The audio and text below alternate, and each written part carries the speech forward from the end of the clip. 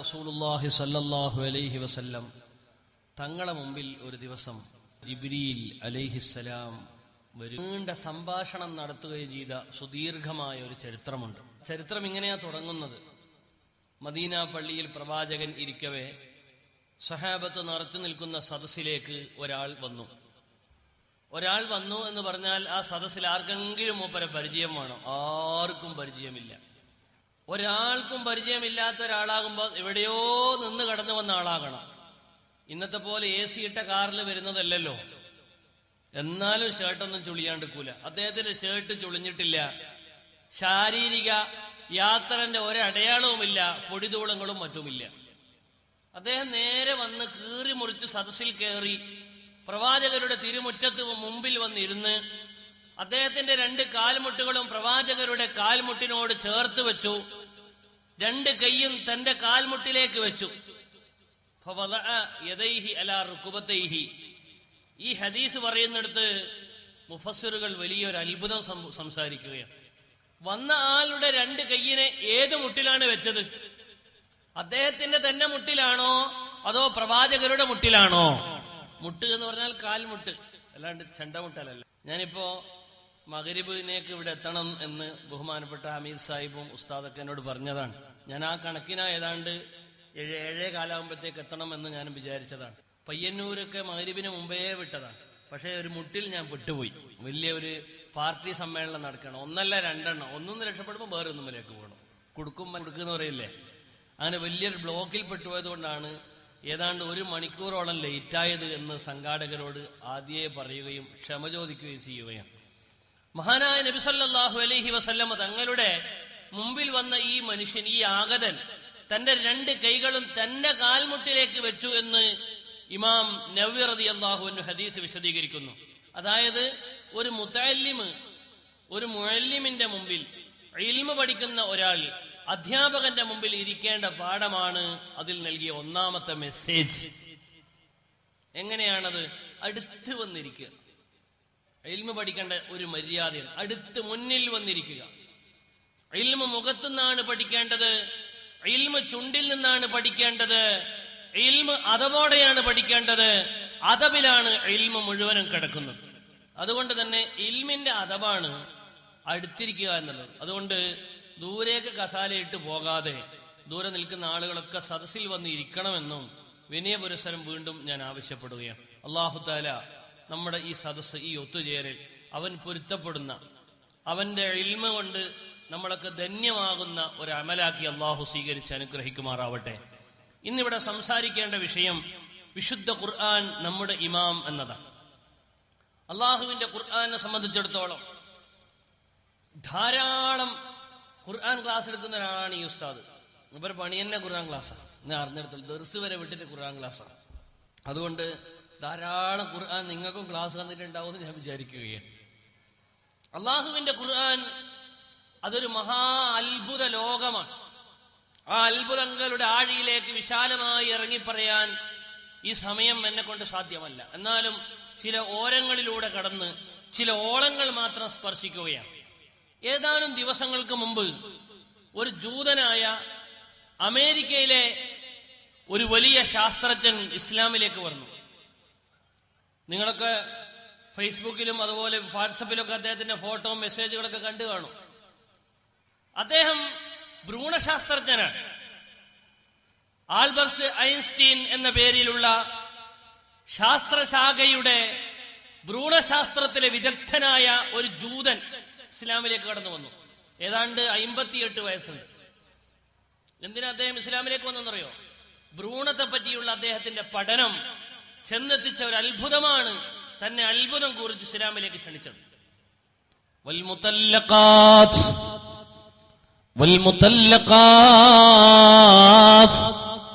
ത്വലാഖ് ചൊല്ലപ്പെട്ട പെണ്ണുങ്ങൾ, ഒരു പെണ്ണിനെ ത്വലാഖ് ചൊല്ലിയാൽ ആ ത്വലാഖ് ചൊല്ലപ്പെട്ട പെണ്ണ്, ആ പെണ്ണ് ഹൈദുള്ള പെണ്ണാണെങ്കിൽ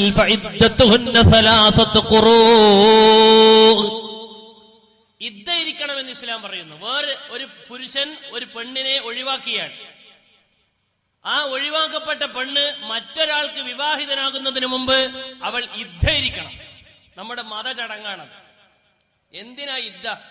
വേറൊരാൾ വന്ന് കെട്ടിക്കോട്ടെ, അവളെ ഒഴിവാക്കിയില്ലേ എന്നൊക്കെ ചിന്തിക്കുന്ന ആളുകളുണ്ടെങ്കിൽ ഏറ്റവും പുതിയ ന്യൂസ് ഒരു ജൂതനെ ഇസ്ലാമിലേക്ക് ആകർഷിച്ചിരിക്കുകയാണ് ഈ ആയത്ത്.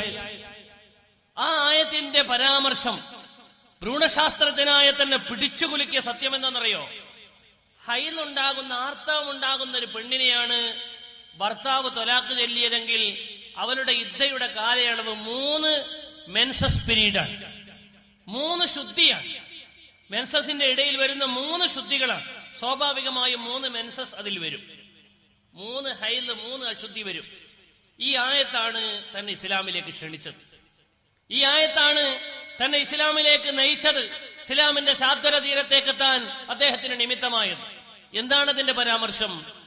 അദ്ദേഹം പറയുകയാണ്, ഒരു പുരുഷൻ സ്ത്രീയെ ബന്ധപ്പെട്ടാൽ പുരുഷനിൽ നിന്ന് സ്ത്രീയിൽ ബീജം, പുരുഷഗണം എന്ന് പറയുന്ന ഒരു സാധനം സ്ത്രീയുടെ ശരീരത്തിൽ അവളുടെ ലൈംഗികാവയവത്തിൽ ശേഷിക്കുന്നുണ്ട്, അവളുടെ ശരീരത്തിൽ വന്ന് പിടിക്കുന്നുണ്ട് പുരുഷഗണം. ഈ പുരുഷഗണം ഒരു പെണ്ണിന്റെ ശരീരത്തിൽ പിടിച്ചാൽ അതേ പെണ്ണിനെ മറ്റൊരു പുരുഷൻ ബന്ധപ്പെട്ടാൽ മാരക രോഗത്തിന് കാരണമാണ്. ആ പുരുഷഗണം അവിടെ ഉണ്ടായിരിക്കവേ മാരക രോഗങ്ങളിൽ ഒരു രോഗമാണ് എയ്ഡ്സ്.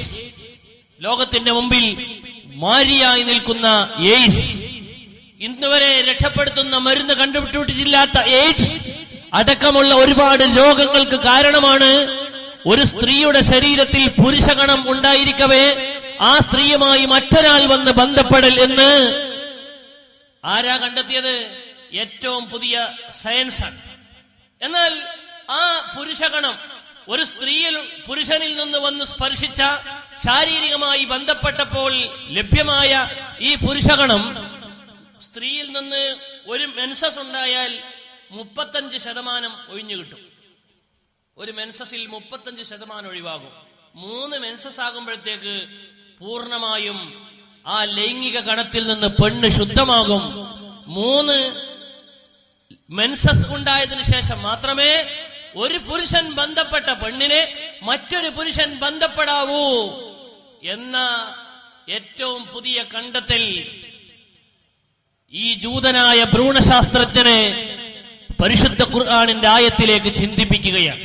അള്ളാഹുവിന്റെ ഖുർആൻ പറഞ്ഞു, ത്വലാഖ് ചൊല്ലപ്പെട്ട പെണ്ണ്, ഒരു പുരുഷൻ ബന്ധം വേർപ്പെടുത്തപ്പെട്ട പെണ്ണ്, ആ പെണ്ണിനെ മറ്റൊരു പുരുഷൻ ത്വലാഖ് ചൊല്ലുന്നതിന്, നിക്കാഹ് ചെയ്യുന്നതിന് മുമ്പ്, മറ്റൊരു പുരുഷൻ ബന്ധപ്പെടുന്നതിന്റെ സാഹചര്യം ഒരുങ്ങുന്നതിന് മുമ്പ് അവൾ 3 ശുദ്ധി വരുന്ന ഇദ്ദ ഇരിക്കണമെന്ന് അള്ളാഹുവിന്റെ ഖുർആൻ.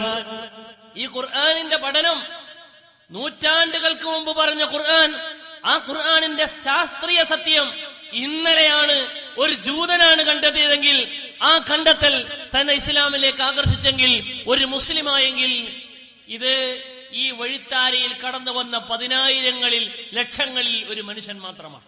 അള്ളാഹുവിന്റെ ഖുർആൻ അത് ഒരു മനുഷ്യൻ ചിന്തിച്ചാൽ, അതൊരു മനുഷ്യൻ പഠിച്ചാൽ, ആ പരിശുദ്ധ ഖുർആനിന്റെ ഹിദായത്തിന് തൗഫീഖ് ലഭിക്കുന്ന ഏതൊരു മനുഷ്യനും ഇസ്ലാമിലേക്ക് വരുമെന്നതാണ് സത്യം. എന്നാൽ എത്രയോ ഖുർആനെ പറ്റി അറിയുന്ന ആളുകൾ ഇസ്ലാമിലേക്ക് വരാത്തവരുണ്ട്. നമ്മുടെ കേരളക്കരയിൽ തന്നെ ഖുർആനെ പറ്റി ധാരാളം പ്രസംഗിക്കുന്ന പ്രഭാഷകരുണ്ട്. വാണിദാസ് അളയാവൂരൊക്കെ അതിൽപ്പെട്ടാണ്, എത്രയോ എഴുതാറുണ്ട്. പക്ഷെ അയാൾ ഇന്ന് വരെ ഇസ്ലാമിലേക്ക് വന്നിട്ടില്ല എന്നത് അള്ളാഹു ഹിദായത്ത് കൊടുക്കണ്ടേ? മഹാനായ സയ്യിദുനാ ഉമർ ഇബ്നുൽ ഖത്താബ് റളിയല്ലാഹു അൻഹു വാളിന്റെ വായ്ത്തല കൊണ്ട് ചരിത്രത്തിൽ വീരേതിഹാസം സൃഷ്ടിച്ച, പേടി എന്ന 2 അക്ഷരം തന്റെ ജീവിതത്തിൽ തൊട്ട് തീണ്ടിയിട്ടില്ലാത്ത, ഇസ്ലാമിന്റെ പതാക ലോകത്തിന്റെ അട്ടദിക്കുകളിലും പാറിക്കളിപ്പിച്ച മഹാനായ ഉമർ ഇബ്നുൽ ഖത്താബ് റളിയല്ലാഹു അൻഹുവിനെ 3-4 ആയത്തുകളാണ് അത്ഭുതപ്പെടുത്തിയത്. ത്വാഹ മാ അൻസൽനാ അലൈക്കൽ ഖുർആന ലിതസ്ഖാ ഇല്ലാ തസ്കിറതൻ ലിമൻ യഖ്ശാ. മനോഹരമായ ഖുർആനിന്റെ ഈ വരികളിലാണ് ഉമർ റളിയല്ലാഹു അൻഹു ആകൃഷ്ടരായത്. ആ ഉമർ എന്ന് പറയുന്ന ലോകാത്ഭുതത്തിന് ഇസ്ലാമിലേക്ക് ആനയിച്ചത് ഈ 3 വരികളാണെങ്കിൽ, ഖുർആനിന്റെ സാഹിത്യം, ഖുർആനിന്റെ മനോഹാരിത, ഖുർആനിന്റെ വശ്യ സൗന്ദര്യം അത് കണ്ട് പലരും ഇസ്ലാമിലേക്ക് കടന്നു വന്നിട്ടുണ്ട്. അർ-റഹ്മാൻ അല്ലമൽ ഖുർആൻ ഖലഖൽ ഇൻസാൻ അല്ലമഹുൽ ബയാൻ. എന്തൊരു മനോഹരമാണ് അതിന്റെ ശൈലി, നിങ്ങൾ നോക്കൂ. അർ-റഹ്മാൻ അല്ലമൽ ഖുർആൻ ഖലഖൽ ഇൻസാൻ അല്ലമഹുൽ ബയാൻ. മഹാനായ ബഹുമാനപ്പെട്ട സമസ്തയുടെ അഭിവന്ദ്യനായ നേതാവായിരുന്ന ബഹുമാനപ്പെട്ട പാങ്ങിൽ അഹമ്മദ് മുസ്ലിയാർ നബ്ബറല്ലാഹു മർഖദ. പാങ്ങിൽ നല്ല വാചാലനായിരുന്നു അത്ര, സംസാരം നല്ല സ്ഫുടമായി സംസാരിക്കും. അദ്ദേഹത്തിന്റെ പ്രസംഗങ്ങളും ദുആകളൊക്കെ ഏതാണ്ട് ഇങ്ങനെ റജ്സ് ഒപ്പിച്ചുകൊണ്ട് നല്ല ഘടനാരൂപത്തിലാണ് അദ്ദേഹം കൊണ്ടുപോവുക. വളരെ ഘടനയുള്ള പ്രയോഗങ്ങളായിരിക്കും. പദങ്ങളൊക്കെ ഇങ്ങനെ ഒപ്പിച്ച്, മാകാരം നാത്തൂനൊക്കെ കേട്ടിട്ടില്ല, എല്ലാം മാ കൊണ്ട് സംസാരിക്കുന്ന മാകാരം മാത്യു എന്നതുപോലെ മനോഹരമായ ഘടനാ സ്വഭാവം തന്റെ സംസാരത്തിനും പ്രസംഗത്തിനും പ്രാർത്ഥനകൾക്കൊക്കെ ഉണ്ടാകും. അതിനെ ചില ആളുകൾ അക്കാലത്ത് വഹാബികൾ വിമർശിച്ചപ്പോൾ, അത് നല്ലതല്ലല്ലോ എന്ന് പറഞ്ഞ് വിമർശിച്ചപ്പോൾ ബഹുമാനപ്പെട്ട പാങ്ങിൽ അഹമ്മദ് കുട്ടി മുസ്ലിയാർ ഖുർആൻ കൊണ്ടാണ് നേരിട്ടത്. والليل إذا سجى ما ودعك ربك وما قلى وللآخرة خير لك من الأولى. എല്ലാം ഒരേ ഘടനയിലാണ്. والشمس وضحاها والقمر إذا تلاها والنهار إذا جلاها والليل إذا يغشاها. ഖുർആനിന്റെ സൗന്ദര്യമാണ്. എത്ര മനോഹരമായ ശൈലിയിൽ മനോഹരമായ ശ്രാവ്യ കാവ്യങ്ങളെയെല്ലാം തോൽപ്പിച്ചുകൊണ്ടാണ് ഖുർആനിന്റെ ശൈലി. പരിശുദ്ധ ഖുർആൻ അതൊരിക്കലും ഒരു കവിതയല്ല, എല്ലാ കവിതകളെയും വെല്ലുന്നവരാണ് മഹാനായ സയ്യിദുനാ മുഹമ്മദ് മുസ്തഫ.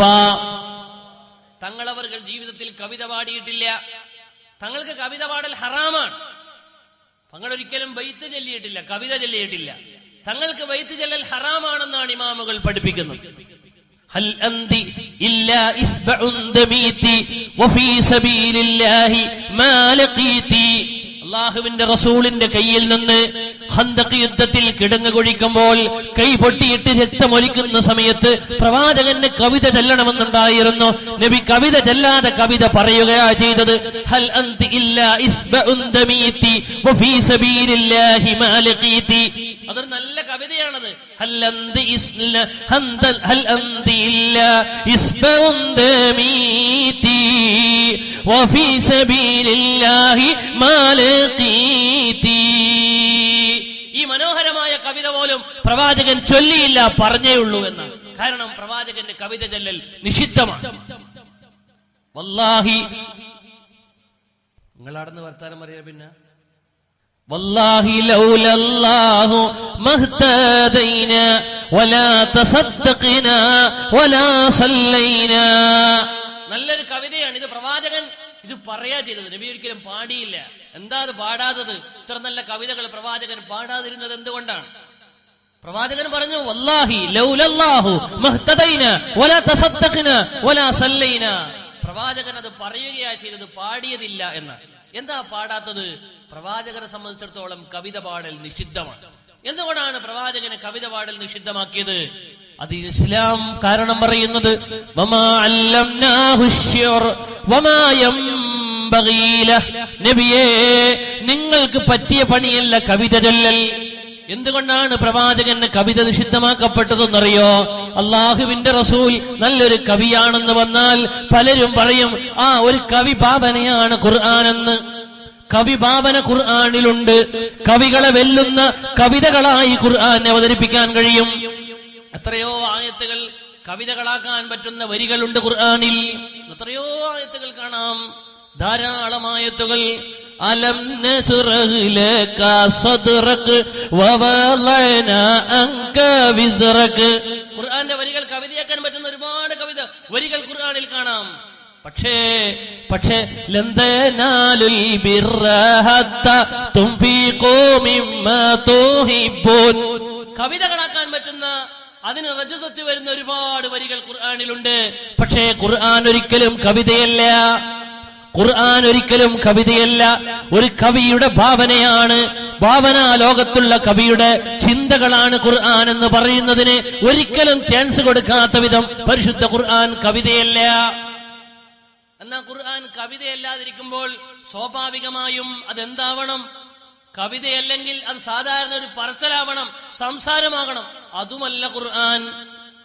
കവിതയാണോ? അല്ല. സംസാരമാണോ? അല്ല. അത്ര വേറിട്ട ഒരു ശൈലിയിലുള്ള ഒരു സംഭാഷണം ലോകത്താർക്കാർക്കും എവിടെയുമില്ല, ഒരാൾക്കുമില്ല.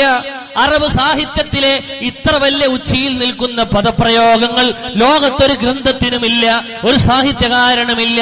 ഇതാരാണ് പറഞ്ഞതെന്നറിയോ?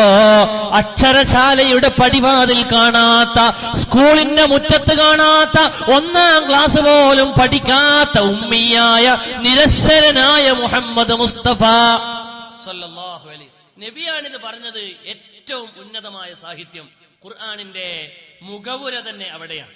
അള്ളാഹുവിന്റെ റസൂൽ ഖുർആൻ ഓതി, അക്ഷരം പഠിക്കാത്ത നബി, സാഹിത്യം പഠിക്കാത്ത നബി, സ്കൂളിൽ പോകാത്ത നബി ഖുർആൻ ഓതി എന്നത് ഖുർആനിന്റെ അത്ഭുതത്തിന്റെ ബാലപാഠം തുടങ്ങുകയാണ്. തീർന്നില്ല. ഇനി ഖുർആനിന്റെ ഉള്ളിലുള്ള വിഷയങ്ങളിലേക്ക് നമുക്ക് കടന്നു വരാം. എന്താണ് ഖുർആനിലുള്ള സംസാര വിഷയം? ബഹറിനെ പറ്റി ഖുർആൻ എത്ര ആയത്തുകളാണ് പറഞ്ഞത്? ബഹർ, സമുദ്രം, സമുദ്രത്തിന്റെ ആഴിയെ സംബന്ധിച്ച്, സമുദ്രത്തിലുള്ള വാഹനത്തെ സംബന്ധിച്ച്, കപ്പലിനെ സംബന്ധിച്ച്. കപ്പൽ എന്നത് ഇരുമ്പാണ്, ഇരുമ്പ് വെള്ളത്തിൽ താഴേണ്ടതാണ്. അത് മുങ്ങാതെ പൊങ്ങി നിൽക്കുന്നതിനെ സംബന്ധിച്ച് ഖുർആൻ സംസാരിക്കുന്നു. കപ്പലിൽ കടലിൽ വേറെയും ഒരുപാട് കോടിക്കണക്കിന് അത്ഭുതങ്ങളുടെ പ്രതിഭാസമാണ് കടൽ. കരയുടെ 3 ഇരട്ടി കൂടുതലുള്ളതാണ് കടൽ. കടലിന്റെ ആഴിയിലുള്ള ഒരു മീന് മാത്രം, ഒരു മത്സ്യം മാത്രം, ഭൂമി മുഴുവനും തിന്നാൻ മാത്രം ശേഷിയുള്ള മീനുകൾ കടലിന്റെ ആഴിയിലുണ്ട് എന്ന് അള്ളാഹുവിന്റെ ഖുർആൻ പഠിപ്പിക്കുകയാണ്. നമ്മുടെ സുപ്രഭാതം ഓരോ ആഴ്ചയും കൊണ്ടുവരുന്ന പഠനങ്ങളിൽ മത്സ്യങ്ങളെ പറ്റി, തിമിംഗലത്തെ പറ്റി ഒരു പഠനം കൊണ്ടുവന്നു. തിമിംഗലം. മഹാനായ സയ്യിദുനാ സുലൈമാൻ അലൈഹിസ്സലാം, സുലൈമാൻ നബിക്ക് ഒരു ആഗ്രഹം. എന്താ ആഗ്രഹം? കുണിയക്കാർക്കൊക്കെ ഒരു സൽക്കാരം കൊടുക്കണം എന്നല്ല. ഒരു നാട്ടുകാരെ മുഴുവനും വിളിച്ച് സൽക്കരിക്കാൻ ആർക്കെങ്കിലും ആവുമോ? ആയേക്കും ഇല്ലേ? ഒരു 10 നാട്ടുകാരെ എന്നാലും ആയേക്കും. വലിയ പ്രയാസമുണ്ട്, കുറെ വാളണ്ടിയേഴ്സ് ഒക്കെ വേണ്ടി വരും. സുലൈമാൻ നബിന്റെ ഒരു പ്രത്യേകത എന്താണെന്നറിയോ? ലോകമടക്കി 4 ആളുകളെ ഭരിച്ചിട്ടുള്ളൂ. 4 ആളുകളെ ലോകമടക്കി ഭരിച്ചിട്ടുള്ളൂ. ലോകമടക്കി ഭരിക്കുക എന്നത് വളരെ ശ്രമകരമാണ്. ഒരു രാജ്യം ഭരിക്കാൻ തന്നെ എത്ര ശ്രമകരമാണ്. ഒരു ഭാഗം ശരിയാകുമ്പോഴത്തേക്ക് മറ്റേ ഭാഗം പൊന്തും. എത്രയോ വൻ ഭൂരിപക്ഷത്തോടെ ഇന്ത്യന്റെ പ്രധാനമന്ത്രിയായി കടന്നു വന്ന മോദിയുടെ ഭരണം മാസങ്ങളെ കഴിഞ്ഞുള്ള വിലയിരുത്തി ഡൽഹിയിൽ 0 അല്ലെങ്കിൽ 4 പോയിന്റിലേക്കാണ് ഒതുങ്ങിപ്പോയത്. അത്ര വേഗം ജനങ്ങളിൽ എഫക്റ്റ് ആവും ഭരണങ്ങൾ. അപ്പോൾ ലോകം മുഴുവനും ഒരാൾ ഭരിക്കുക എന്ന് പറഞ്ഞാൽ 4 ആളുകളെ ലോകം മുഴുവനും ഭരിച്ചിട്ടുള്ളൂ, അടക്കി ഭരിച്ചിട്ടുള്ളൂ. അതിലൊരാൾ സയ്യിദുനാ സുലൈമാൻ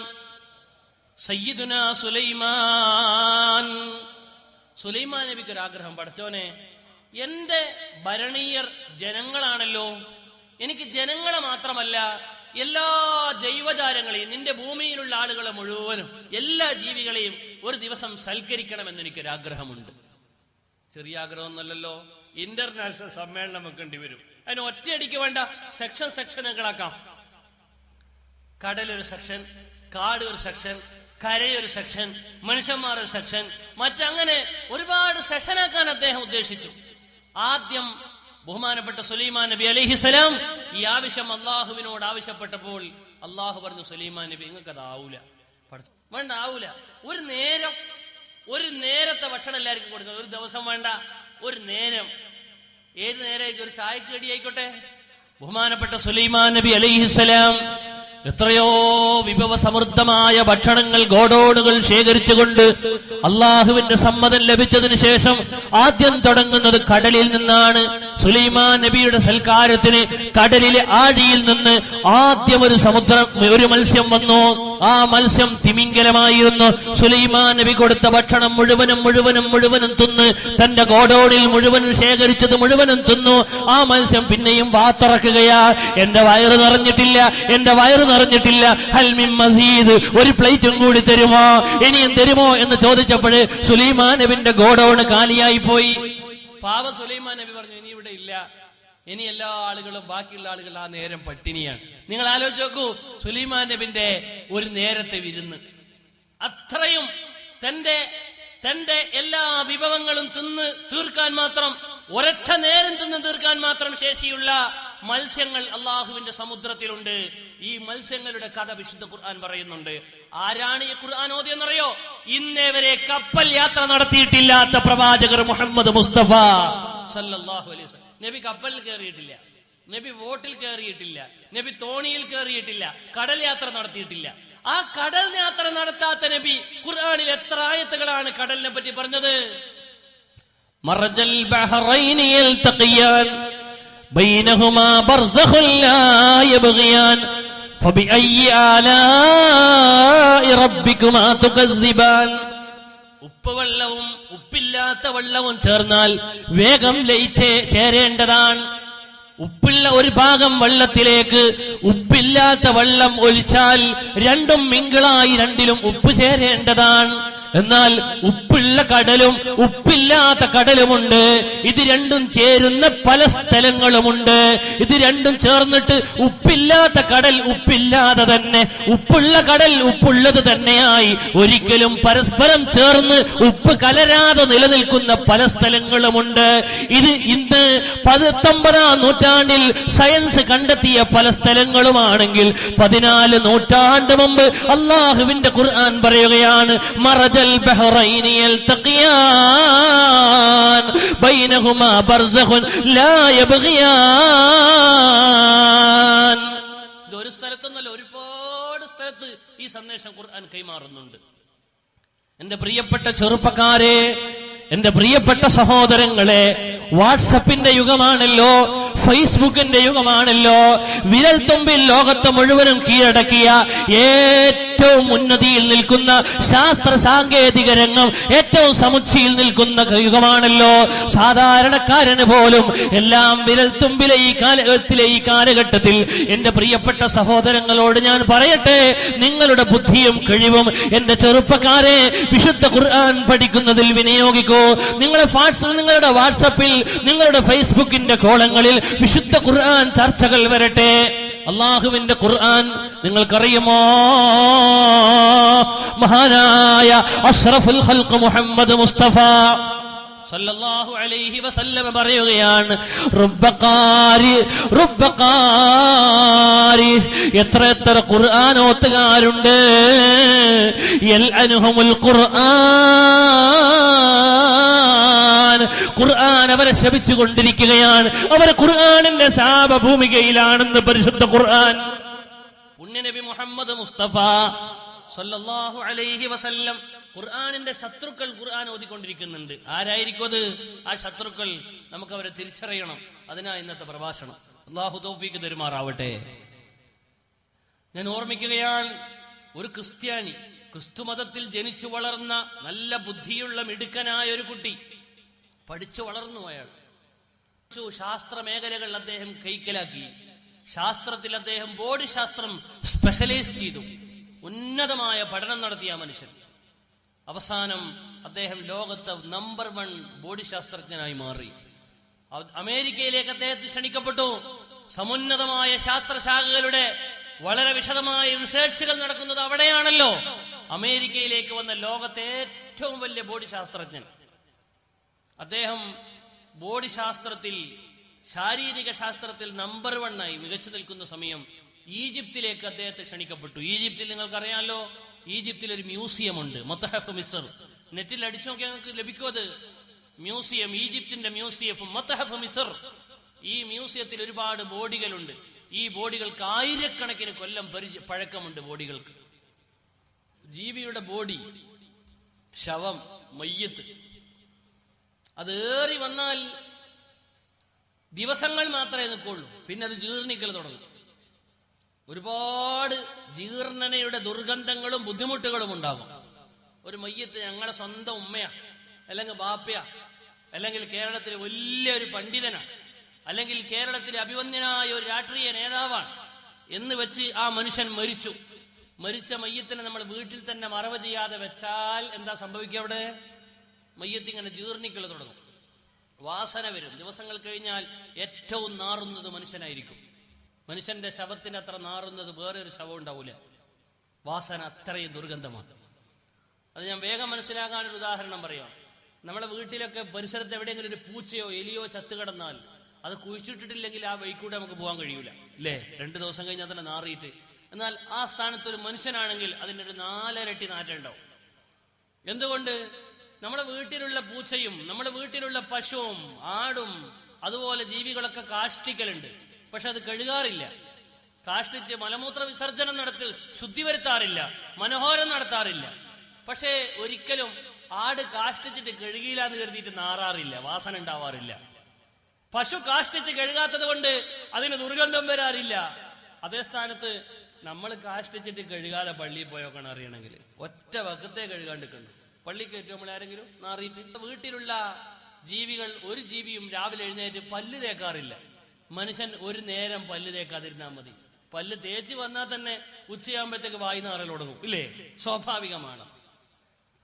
എന്നാൽ നമ്മുടെ വീട്ടിലുള്ള പശുക്കൾ കുളിക്കാറില്ല. കുളിച്ചിട്ടില്ല എന്ന് കരുതി പ്രത്യേക നാറ്റമൊന്നും ഉണ്ടാവില്ല, വാസനയൊന്നും ഉണ്ടാവില്ല. അതേ സ്ഥാനത്ത് നമ്മൾ കുളിക്കാതിരിക്കണം. നമ്മൾ അത്ര ദുർഗന്ധമുള്ള മറ്റൊരു ജീവി ഉണ്ടാവൂല. അള്ളാഹു നമ്മളെ ചിന്തിപ്പിക്കാൻ വേണ്ടി നമ്മുടെ ശരീരത്തിൽ വെച്ച അത്ഭുതങ്ങളാണ്, നമ്മുടെ ശരീരത്തിൽ വെച്ച അത്ഭുതങ്ങളാണ്. ഈ മനുഷ്യനങ്ങാറ്റം ജീർണിക്കാനിടയായാൽ, മനുഷ്യന്റെ ശവം ജീർണിക്കാനിടയായാൽ അത്ര നാറുന്ന വേറെ വസ്തു ഉണ്ടാവൂല. പുഴുക്കൾ ഇങ്ങനെ നത്തും നിമിഷങ്ങൾക്കകം. എന്നാൽ ഈജിപ്തിന്റെ മ്യൂസിയത്തിലുള്ള ബോഡികൾ, ആ ബോഡികൾ ആയിരക്കണക്കിന് കൊല്ലം പഴക്കമുണ്ട്. എങ്ങനെയാണ് ആയിരക്കണക്കിന് കൊല്ലം പഴക്കമുള്ള ഈ ബോഡികൾ വന്നത്? അതിനെ നശിക്കാതിരിക്കാൻ വേണ്ടി കെമിക്കലുകൾ ചേർത്തതാണ്. മമ്മി സംസ്കാരം എന്ന് പറയാം, കെമിക്കലുകൾ ചേർത്ത്. എന്താണ് ആ കെമിക്കൽ എന്ന് ഇന്നും പലർക്കും കണ്ടെത്താൻ കഴിഞ്ഞിട്ടില്ല. എന്നാൽ ഒരു കെമിക്കലും ചേർക്കാതെ, ഒരു രാസവസ്തുവും ചേർക്കാതെ, ഒരു വസ്തുവും തൊടാതെ ഒരു ബോഡി ആ കൂട്ടത്തിലുണ്ട്. റംസീസ് രണ്ടാമന്റെ ബോഡി. ആ ബോഡി വെള്ളത്തിലിട്ടാൽ അതൊരിക്കലും ലയിക്കുന്നില്ല. ശവം വെള്ളത്തിലിട്ടാൽ എന്താ കഥ? ഞാൻ ഓർമ്മിക്കുകയാണ്, 2001 ഞങ്ങൾ പട്ടിക്കാട് പഠിക്കുമ്പോൾ വ്യാഴാഴ്ച ഏതാണ്ട് അടുത്തുള്ളവരൊക്കെ നാട്ടിൽ പോകും. വെള്ളിയും ശനിയൊക്കെ ഞങ്ങൾ കണ്ണൂർ, കാസർഗോഡ്, തിരുവനന്തപുരത്തുകാരൊക്കെ ഉണ്ടാവുള്ളൂ അവിടെ. അങ്ങനെ ശനിയാഴ്ച ഞങ്ങൾ ആരോ ഒരാൾ പൈപ്പ് തുറന്നപ്പോൾ, വെള്ളം കുടിക്കേണ്ട പൈപ്പ് തുറന്നപ്പോൾ പൈപ്പ് ഇങ്ങനെ നല്ല ജ്യൂസാ വരുന്നത്, എന്തൊക്കെയേ കലങ്ങിയ വെള്ളം. സംഭവം പിടുത്തം കിട്ടിയില്ല. തെരഞ്ഞ് അന്വേഷിച്ച് ടാങ്ക് നോക്കുമ്പോൾ ദിവസങ്ങൾക്ക് മുമ്പ് ഒരു കാക്ക അവിടെ കിടന്ന് മയ്യത്തായി പോയിട്ടുണ്ട്. അപ്പൊ മൂപ്പര് വെള്ളത്തിൽ കിടന്ന് ജ്യൂസായി മാറിയതാണ്. പൈപ്പിലോട്ട് ഇങ്ങനെ കാക്ക ജ്യൂസ് ഇങ്ങനെ വരല് തുടങ്ങി. സ്വാഭാവികമായും ഒരു ജീവി വെള്ളത്തിൽ കിടന്നാൽ അത് അതിൽ അലിഞ്ഞു ചേരൽ സ്വാഭാവികമാണ്.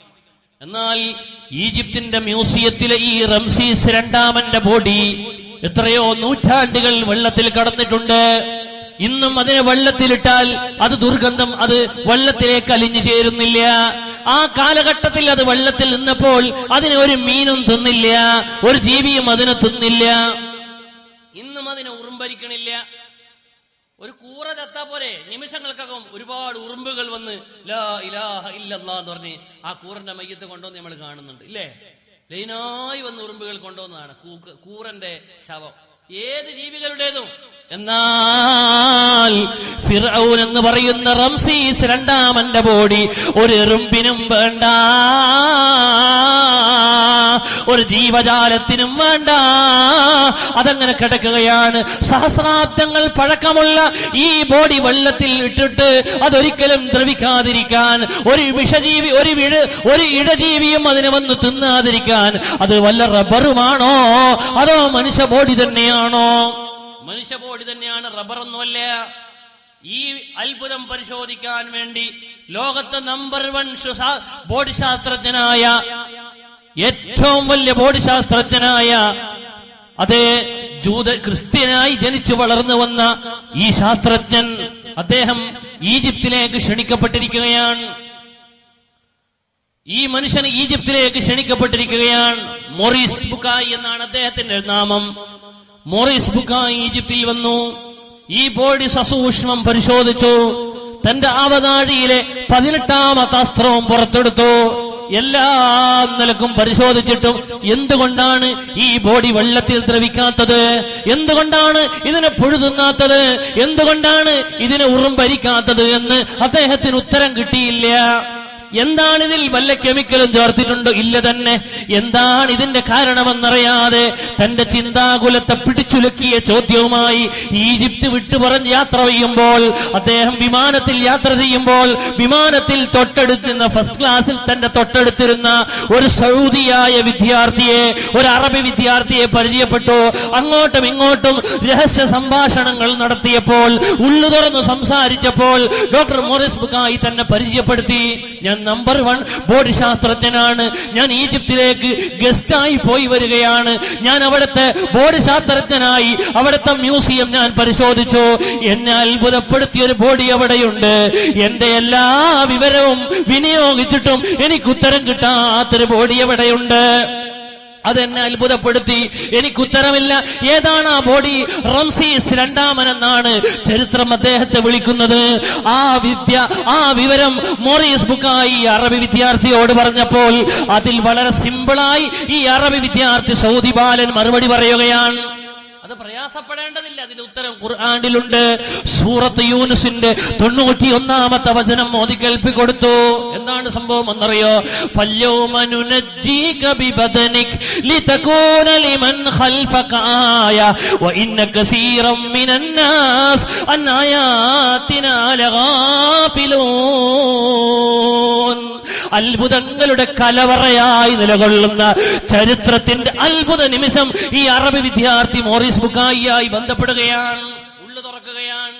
എന്താണെന്നറിയോ? മഹാനായ സയ്യിദുനാ മൂസ അലൈഹിസ്സലാം ഫിർഔന്റെ മുമ്പിലേക്കാണ് വന്നത്. ഫിർഔൻ ആരാന്നറിയോ? ഈ റംസീസ് രണ്ടാമൻ എന്ന് പറയുന്ന ഈ ഫിർഔന്റെ പേരാണ് റംസീസ് രണ്ടാമൻ.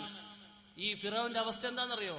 ഫിർഔന്റെ ജീവിതകാലം എത്രയോ കൊല്ലം അദ്ദേഹം ജീവിച്ചിട്ട് മരണം വരെ ഒരു തലവേദന പോലും ഉണ്ടായിട്ടില്ല എന്നാണ്.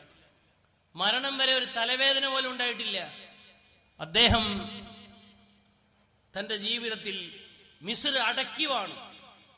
മിസ്റിലെ എല്ലാ വസ്തുക്കളും തന്റെ തോഴുന്നവരായിരുന്നു. ഒരു നിമിഷം മഹാനായ മൂസാ നബി അലൈഹിസ്സലാമിനെ അല്ലാഹു തആല വിനിയോഗിക്കുന്നത് ഈ ഫിർഔനെ ഇസ്ലാമിലേക്ക്, അള്ളാഹുവിലേക്ക് ക്ഷണിക്കാൻ വേണ്ടിയാണ്. മൂസാ നബി വന്ന് ഫിറോവിനോട് വയലു പറഞ്ഞു. ഫിറോവിനുണ്ടോ ഇത് കേൾക്കും? അല്ലയോ, എന്നെക്കാളും വലിയ അല്ലയോ? അയാൾക്കത് ഉൾക്കൊള്ളാൻ കഴിഞ്ഞില്ല. അന റബ്ബുകുമുൽ അലാ. എല്ലാ ജനങ്ങളെയും ഒരുമിച്ച് കൂട്ടി. ഫഹശറ ഫനാദ. ജനസാഗരത്തെ ഒരുമിച്ച് കൂട്ടി ഒരു സമ്മേളനം വിളിച്ചു. ആ സമ്മേളന ജനസാഗരത്തിന്റെ മുമ്പിൽ വലിയ ഒരു സമുച്ചയം പണിതു. ആ സമുച്ചയത്തിന്റെ ഏറ്റവും ഉച്ചിയിലേക്ക് ഫറോവ കയറി. എന്നിട്ട് തന്നെ കാണാൻ വേണ്ടി വന്ന ലക്ഷക്കണക്കിന് ജനങ്ങളോട് ഫറോവ സംബോധന ചെയ്തു. ജനങ്ങളെ, എന്നെ കാണുന്നില്ലയോ? ഞാനാണ് ഏറ്റവും മുകളിൽ. എന്റെ മേലെ ഇനി ആരുമില്ല. ഞാനിത് ആകാശം തൊട്ട് നിൽക്കുകയാണ്. അന റബ്ബുകുമുൽ അഅ്ലാ. എന്നെക്കാളും വലിയ റബ്ബ് വേറെ ഇല്ല. ഈ മൂസ പറയുന്നത് വേറൊരു റബ്ബുണ്ടെന്നാണ്. എവിടെ ആ റബ്ബ്? ഫിർഔൻ ധിക്കാരമാണ് ചെയ്യുന്നത്. ഫിർഔനറിയാം, എന്നെ പ്രസവിച്ചത് ഒരു ഉമ്മയാണ്, ഒരു തള്ളയാണ്, ഒരു തന്തയാണ്. അവരെ ഞാൻ പടച്ചതല്ല, അതെന്നെ മുമ്പ് ഇവിടെ ഉള്ളതാണ്. ഫിർഔനറിയാം, ഞാൻ ജനിക്കുന്നതിന് മുമ്പ് ഭൂമിയുണ്ട്, എന്റെ മുമ്പിൽ സൂര്യനുണ്ട്, എന്റെ മുമ്പിൽ ചന്ദ്രനുണ്ട്. അതിന് ഞാൻ പടച്ചതല്ല, അതിനെ പടച്ച തമ്പുരാനുണ്ടെന്ന് ഫിർഔന് ചിന്തിച്ചാൽ അറിയുന്നതല്ലേ. പക്ഷെ തന്റെ ചിന്തകൾ മുഴുവനും അദ്ദേഹം മാറ്റിവെക്കുകയാണ്. ധിക്കാരത്തിന്റെ മുമ്പിൽ, അഹങ്കാരത്തിന്റെ മുമ്പിൽ എല്ലാം മാറ്റിവെച്ച് മൂസ നബിയോട് നേരിട്ടു. മൂസ നബി ബുദ്ധിപരമായി നേരിട്ടു, മുഅ്ജിസത്തുകൾ കൊണ്ട് നേരിട്ടു. മൂസ നബി അലൈഹിസ്സലാം തന്റെ കൈ കക്ഷത്തേക്ക് വെച്ചു. ആ കൈ പുറത്തെടുത്തുകൊണ്ട് ആ കൈ കാണിക്കുമ്പോൾ അത് നല്ലൊരു പ്രകാശമാണ്, അത് നല്ലൊരു ലൈറ്റാണ്, ആയിരങ്ങൾക്ക് വെളിച്ചമേകുന്ന ലൈറ്റ്. ആ കൈ വീണ്ടും തിരിച്ചു വെച്ചാൽ കൈ പഴയതുപോലെ ലൈറ്റ് ഇല്ലാത്ത കൈ. മൂസ നബിന്റെ കയ്യിലൊരു വടിയുണ്ട്, മഹാനായ ശുഐബ് നബി കൊടുത്ത വടിയാണ്. ആ വടി മൂസ നബിക്ക് ആട്ടിനെ മേക്കലാണ് ജോലി, ആട്ടിനെ മേയ്ക്കാൻ ഉപയോഗിക്കുന്ന വടിയാണ്. ശുഐബ് നബിന്റെ മകളെയാണ് കല്യാണം കഴിച്ചത്. മകളെ കല്യാണം കഴിക്കുമ്പോൾ ശുഐബ് നബി അലൈഹിസ്സലാം കൊടുത്ത ഒരു വരദാനമാണത്, ഒരു ബഹുമാനമാണത്, ഒരു ബഹുമാന പത്രമാണത്. ശുഐബ് നബിന്റെ കയ്യിലുള്ള അത്ഭുത വടി, അത് തന്റെ പിതാമഹന്മാരിലൂടെ തനക്ക് അനന്തരമായി കിട്ടിയ വടിയാണ്. ആ വടി മൂസ നബിക്ക് കൊടുത്തപ്പോൾ അള്ളാഹു പറഞ്ഞു, ഫഅൽഖി അസാക്, മൂസ നബിയെ ആ വടിയൊന്ന് നിലത്തിടൂ നബിയെ. അത് പാമ്പായി വരികയാണ്. ഫൈദാ ഹിയ ഹയ്യത്തുൻ തസ്ആ, അത് ഉളരിക്കുന്ന അതിശക്തമായ അതേ അത്ഭുതപ്പെടുത്തുന്ന സർപ്പമായി വരികയാണ്. ഇതൊക്കെ ഫിറോന്റെ മുമ്പിൽ കാണിച്ചു. ഫിറോൻ അതുകൊണ്ടൊന്നും അടങ്ങണില്ല. ഫിറോൻ തന്റെ ജ്യോത്സ്യന്മാരെ വിളിച്ചു. ജ്യോത്സ്യന്മാരും മൂസാ നബിയും തമ്മിൽ ഏറ്റുമുട്ടി. ജ്യോത്സ്യങ്ങൾ കൊണ്ടും മുഅ്ജിസത്തുകൾ കൊണ്ടും ഏറ്റുമുട്ടി. അവരൊക്കെ തോറ്റു. കൂട്ടത്തോടെ ജ്യോത്സ്യന്മാർ മൂസാ നബിന്റെ കാൽക്കൽ വീണു കലിമ ചൊല്ലി, മൂസ നബിയെ ഞങ്ങൾ പഠിച്ച വിദ്യയിൽ ഇതില്ല, ഞങ്ങൾ ജ്യോത്സ്യത്തിന്റെ അങ്ങേ അറ്റം കണ്ടവരാണ്, ഞങ്ങൾ പഠിച്ചതിലില്ലാത്ത ഈ വിദ്യ നിങ്ങൾക്കാരും പഠിപ്പിച്ചു തന്നതല്ല, നിങ്ങൾക്ക് നിങ്ങളുടെ അള്ളാഹു തന്നതാണ്, അതുകൊണ്ട് ഞങ്ങൾ അംഗീകരിക്കുന്നു എന്ന് പറഞ്ഞ് കൂട്ടത്തോടെ അവർ ഇസ്ലാം മതം പുൽകുകയാണ്. ഫിറോൻ പറഞ്ഞു, നിങ്ങൾ മൂസനെ കൊണ്ട് അംഗീകരിക്കുകയോ? നിങ്ങളെ ഞാൻ കൊന്നുകളയും, ഞങ്ങളെ കൊന്നോളൂ, ഞങ്ങൾ മൂസാ നബിനെ കൊണ്ട് വിശ്വസിക്കും. കൂട്ടത്തോടെ മൂസാ നബിന്റെ ആളുകൾ വർദ്ധിച്ചു വരുന്നത് കണ്ടപ്പോൾ മൂസാനെ കൊല്ലാൻ ഫിറോൻ ഓർഡറിടുകയാണ്. അള്ളാഹു പറയുന്ന, മൂസ നബിയെ നിങ്ങൾ വേഗം നിങ്ങളുടെ അനുയായികളെയും കൂട്ടി കടന്നു കളയുക. മൂസ നബി അലൈഹിസ്സലാം തന്റെ അനുയായികളെയും കൂട്ടി പോവുകയാണ്. ഫിർഔനിന്റെ കുതന്ത്രത്തുനിന്ന് തന്റെ വധത്തിൽ നിന്ന് രക്ഷപ്പെടാൻ വേണ്ടി ഒരുപാടങ്ങ് സഞ്ചരിച്ചപ്പോൾ ബഹറുൽ അഹ്മറിന്റെ ഒരു ഭാഗത്ത്, റെഡ് സീയുടെ ഒരു ഭാഗത്ത് മഹാനായ മൂസ നബി എത്തുമ്പോഴേക്ക് ഫിർഔനും അനുയായികളും കിങ്കരന്മാരായ അനുയായികൾ സർവായുധ വിഭൂഷിതരായി മൂസ നബിനെ കൊല്ലാൻ വേണ്ടി വരികയാണ്. മൂസ നബിന്റെ മുമ്പിൽ വലിയൊരു ബഹർ, ഓളമിട്ടടിക്കുന്ന ബഹർ, റെഡ് സീ കിടക്കുകയാ. മൂസാ നബി പിറകോട്ട് നോക്കുമ്പോൾ മൂസാ നബിന്റെ അനുയായികളുടെ തൊട്ട് പിറകിൽ ഫിർഔനിതാ കൊല്ലാൻ വരികയാ. ഫിർഔനിന്റെ അനുയായികൾ സർവായുധ വിഭൂഷിതരാ. എങ്ങനെ രക്ഷപ്പെടും? മൂസ നബിന്റെ അനുയായികൾ മൂസ നബിന്റെ കാലിൽ വീഴുന്ന, മൂസ നബിയേ ഞങ്ങളെ മുമ്പിൽ കടലാണ്, ഞങ്ങളെ പിറകിൽ ഫിർഔനുമാണ്, ഞങ്ങളിതാ മരണത്തിന്റെ മുമ്പിലാണ് മൂസ നബിയെ. കടലിന്റെയും ഫിർഔനിന്റെയും ഇടയിൽ ഞങ്ങൾ എങ്ങനെ രക്ഷപ്പെടും നബിയെ? മൂസ നബി അലൈഹിസ്സലാമിനോട് അല്ലാഹു പറയുന്നു, മൂസ നബിയെ നിങ്ങളുടെ മാന്ത്രിക വടിയുണ്ടല്ലോ, മുഅ്ജിസത്തിന്റെ വടിയുണ്ടല്ലോ, ശുഐബ് നബി തന്ന വടിയുണ്ടല്ലോ, അമ്പിയാക്കൾ ഉപയോഗിച്ച വടിയുണ്ടല്ലോ, ആ വടി കൊണ്ടൊന്ന് സമുദ്രത്തിലേക്ക് അടിക്കൂ നബിയെ. മൂസ നബി അലൈഹിസ്സലാം അടിച്ചു. ചെങ്കടലിനെ അല്ലാഹു പിളർത്തി. റെഡ് സീ, അൽ ബഹറുൽ അഹ്മർ, അത് രണ്ടായിരിക്കുകയാണ്. അതിന്റെ നടുവിൽ ഒരു പാത വെട്ടിയിരിക്കുകയാണ്, ഒരു ഓളം, ഒരു റോഡ്. ആ റോഡിന്റെ രണ്ട് ഭാഗത്തും നല്ല മതിലുകൾ. കാരിരുമ്പിന്റെ മതിലല്ല, ചെങ്കല്ലിന്റെ മതിലല്ല, വാർത്തിട്ട മതിലല്ല, വെള്ളത്തിന്റെ മതിലുകൾ. ലോകാത്ഭുതമേ ലോകാത്ഭുതം. രണ്ട് ഭാഗത്ത് വലിയ രണ്ട് മതിലുകൾ, ചെങ്കല്ലിന്റെ മതിലുകൾ. ആ മതിലുകൾക്കിടയിൽ തുറക്കപ്പെട്ട വെട്ടപ്പെട്ട റോഡിലൂടെ മൂസ നബിയും അനുയായികളും ഇറങ്ങുകയാ. മൂസ നബി അനുയായികൾ ഇങ്ങനെ ഇറങ്ങിപ്പോവാണ്. കടലിന്റെ ഇടയിൽ ഒരു ഓളം, ഒരു റോഡ്. ആ റോഡിലൂടെ ഇങ്ങനെ നടന്നു പോവാണ്. അങ്ങനെ ഫിർഔനും കൂട്ടരും അവിടെ എത്തി, കടലിന്റെ അടുത്തെത്തി.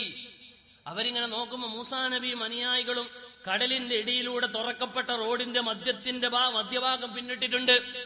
എന്താണിത്? ഇതെന്താ സംഭവം? കടലും തുറക്കപ്പെടുകയോ, കടലിൽ ഒരു റോഡ് വെട്ടപ്പെടുകയോ? ആരാലും ചിന്തിക്കേണ്ടതല്ലേ? ഫിർഔൻ ചിന്തിച്ചില്ല. ഫിർഔന്റെ അനുയായികളോട് പറഞ്ഞു, അനുയായികളെ ഇറങ്ങൂ ഈ വഴിയിൽ, മൂസയതാ വഴി വിട്ടിട്ടുണ്ട്, മദ്യം വിട്ടിട്ടുണ്ട്, പിടിക്കണം. എങ്ങനെയാണ് ഇതിൽ ഇറങ്ങണത്? ഇത് വെള്ളമല്ലേ ഫിർഔനെ?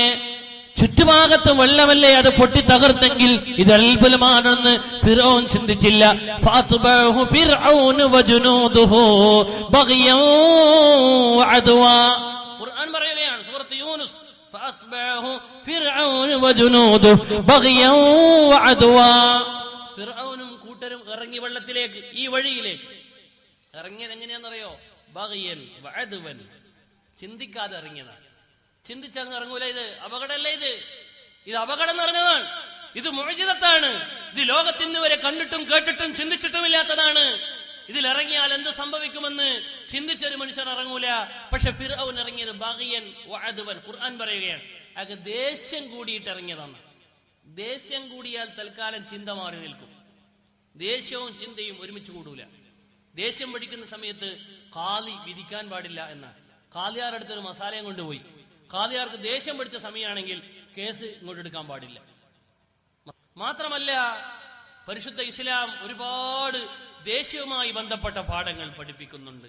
എന്തിനേറെ നമ്മളെ കുഞ്ചൻ നമ്പ്യാരെ കവിതയിലില്ലേ, ഭാര്യനോട് ദേഷ്യം പിടിച്ചൊരു ഭർത്താവിന് അവതരിപ്പിക്കുന്നുണ്ട് അദ്ദേഹം. എന്തോ ഒരു ആവശ്യത്തിന് വേണ്ടി ഭാര്യയോട് ദേഷ്യം പിടിച്ചതാ. ഇത്തിരി മുളക് കറിയിൽ കൂടിപ്പോയി, അയാൾ നാവ് പൊള്ളിപ്പോയി. ഉടനെ അയാൾ ദേഷ്യം പിടിച്ചു. അയാൾ എന്താ കാട്ടുക? ആദ്യം എടുത്തിട്ട് ഗ്ലാസ് എറിഞ്ഞങ്ങ് പൊളിക്കും. ആരെ ഗ്ലാസ് ആയത്? എന്റെ ഗ്ലാസ്. ഞാനൊന്നും ഉണ്ടാവൂല. പിന്നെയോ പ്ലേറ്റുകളൊക്കെ അടിച്ച് എറിഞ്ഞ് പൊട്ടിച്ച് വീട്ടിൽ ബഹളവും കച്ചറയൊക്കെ ഉണ്ടാക്കി. അതുകൊണ്ട് അരിശം തീരാത്തവന് പുരയുടെ ചുറ്റും മണ്ടി നടന്നു എന്നൊക്കെയാ കുഞ്ചൻ നമ്പ്യാർ വർണ്ണിച്ചത്. ഒരള് മറച്ചിട്ട് അദ്ദേഹം കിണറിൽ എല്ലാം വലിച്ച് കിണറിലൊക്കെ ഇട്ടിട്ട് അവസാനം എന്നിട്ടും അയാൾ ദേഷ്യം തീർന്നെന്നില്ല. അവസാനം അയാൾ അരിശം തീരാതെ നിന്നപ്പം വീടിങ്ങനെ ഓടി ചുറ്റി നടന്നു എന്നാണ്. ഭാര്യയോട് ദേഷ്യം പിടിച്ച ഒരു ഭർത്താവിനെ കുഞ്ചൻ നമ്പ്യാർ അവതരിപ്പിച്ചതാണ്. ചുരുക്കം പറഞ്ഞാൽ മനുഷ്യന്റെ ദേഷ്യം പിടിച്ചാൽ തൽക്കാലം ബുദ്ധി മാറി നിൽക്കും.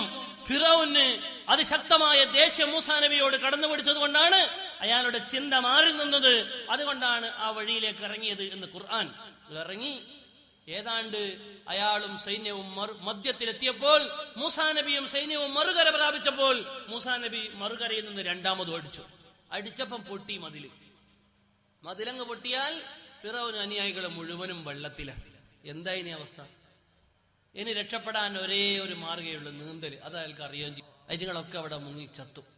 ആ ചാകുന്ന രംഗം വിശുദ്ധ ഖുർആൻ സൂറത്ത് യൂനുസിന്റെ 89-90 ആയത്തുകളിൽ വർണ്ണിക്കുന്നുണ്ട്. ഫിർഔൻ വിളിച്ചു പറഞ്ഞു, ആമന്തു ബില്ലദീ ആമനത് ബിഹി ബനൂ ഇസ്രായീൽ. അല്ലാഹുവേ അല്ലാഹുവേ അല്ലാഹുവേ, എന്റെ കൈ പിടിക്കണേ അല്ലാ, എന്നെ രക്ഷപ്പെടുത്തണേ അല്ലാ. ഞാൻ തോറ്റു അല്ലാ, ഞാൻ വിശ്വസിച്ചു അല്ലാ, മൂസാന്റെ റബ്ബിനെ കൊണ്ട് ഞാൻ വിശ്വസിച്ചു റബ്ബേ, എന്റെ കൈ പിടിക്കണേ അല്ലാ, എന്നെ രക്ഷപ്പെടുത്തണേ അല്ലാ. ഫിറൗൻ വിളിച്ചു പറഞ്ഞു നടുക്കളത്തിൽ വെച്ച്. ആരാരും കേട്ടിട്ടില്ലാത്ത വിളി അല്ലാഹു കേട്ടിട്ടുണ്ട്.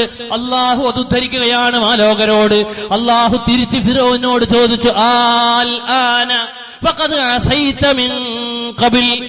ഇപ്പോഴാടാ ഇത് ഒക്കെ നേരത്തെ വേണ്ടതല്ലേ? എന്നെ സ്വീകരിക്കൂല. ഗർഗറത്തിന്റെ ഈമാൻ സ്വീകരിക്കൂല എന്നാണ്. നിങ്ങളറിയോ, സൂര്യൻ ഒരു ദിവസം തിരിച്ചുദിക്കുക. അതിപ്പോ അടുത്തെത്തിയിട്ടുണ്ട്, ഏതാണ്ട് അടുത്തെത്തിയിട്ടുണ്ട്. സൂര്യൻ തിരിച്ചുദിക്കുന്ന ഒരു ദിവസം, തിരിച്ചുദിക്കുക, പടിഞ്ഞാറുന്ന് സൂര്യൻ ഉദിക്കുന്ന ഒരു ദിവസം വരാനുണ്ട്.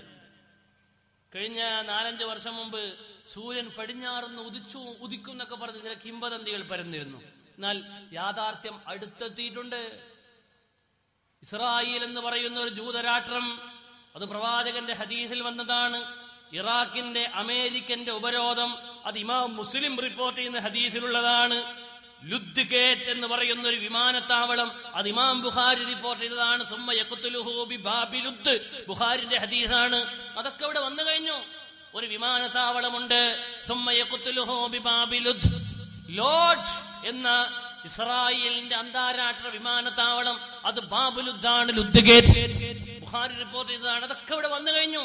ഇമാം മഹദിയുടെ ശബ്ദത്തിന് വേണ്ടി ലോകം കാതോർക്കുകയാണ്. നിങ്ങൾ അറിയുമോ, അങ്ങ് സൂര്യൻ പടിഞ്ഞാറുന്നൊരു ദിവസം ഉദിക്കും. ഉദിച്ച അന്നൊന്നും ഖിയാമത്ത് നാൾ ഉണ്ടാവില്ല, പിന്നെ ഒരുപാട് കൊല്ലങ്ങൾ ലോകം നിലനിൽക്കും.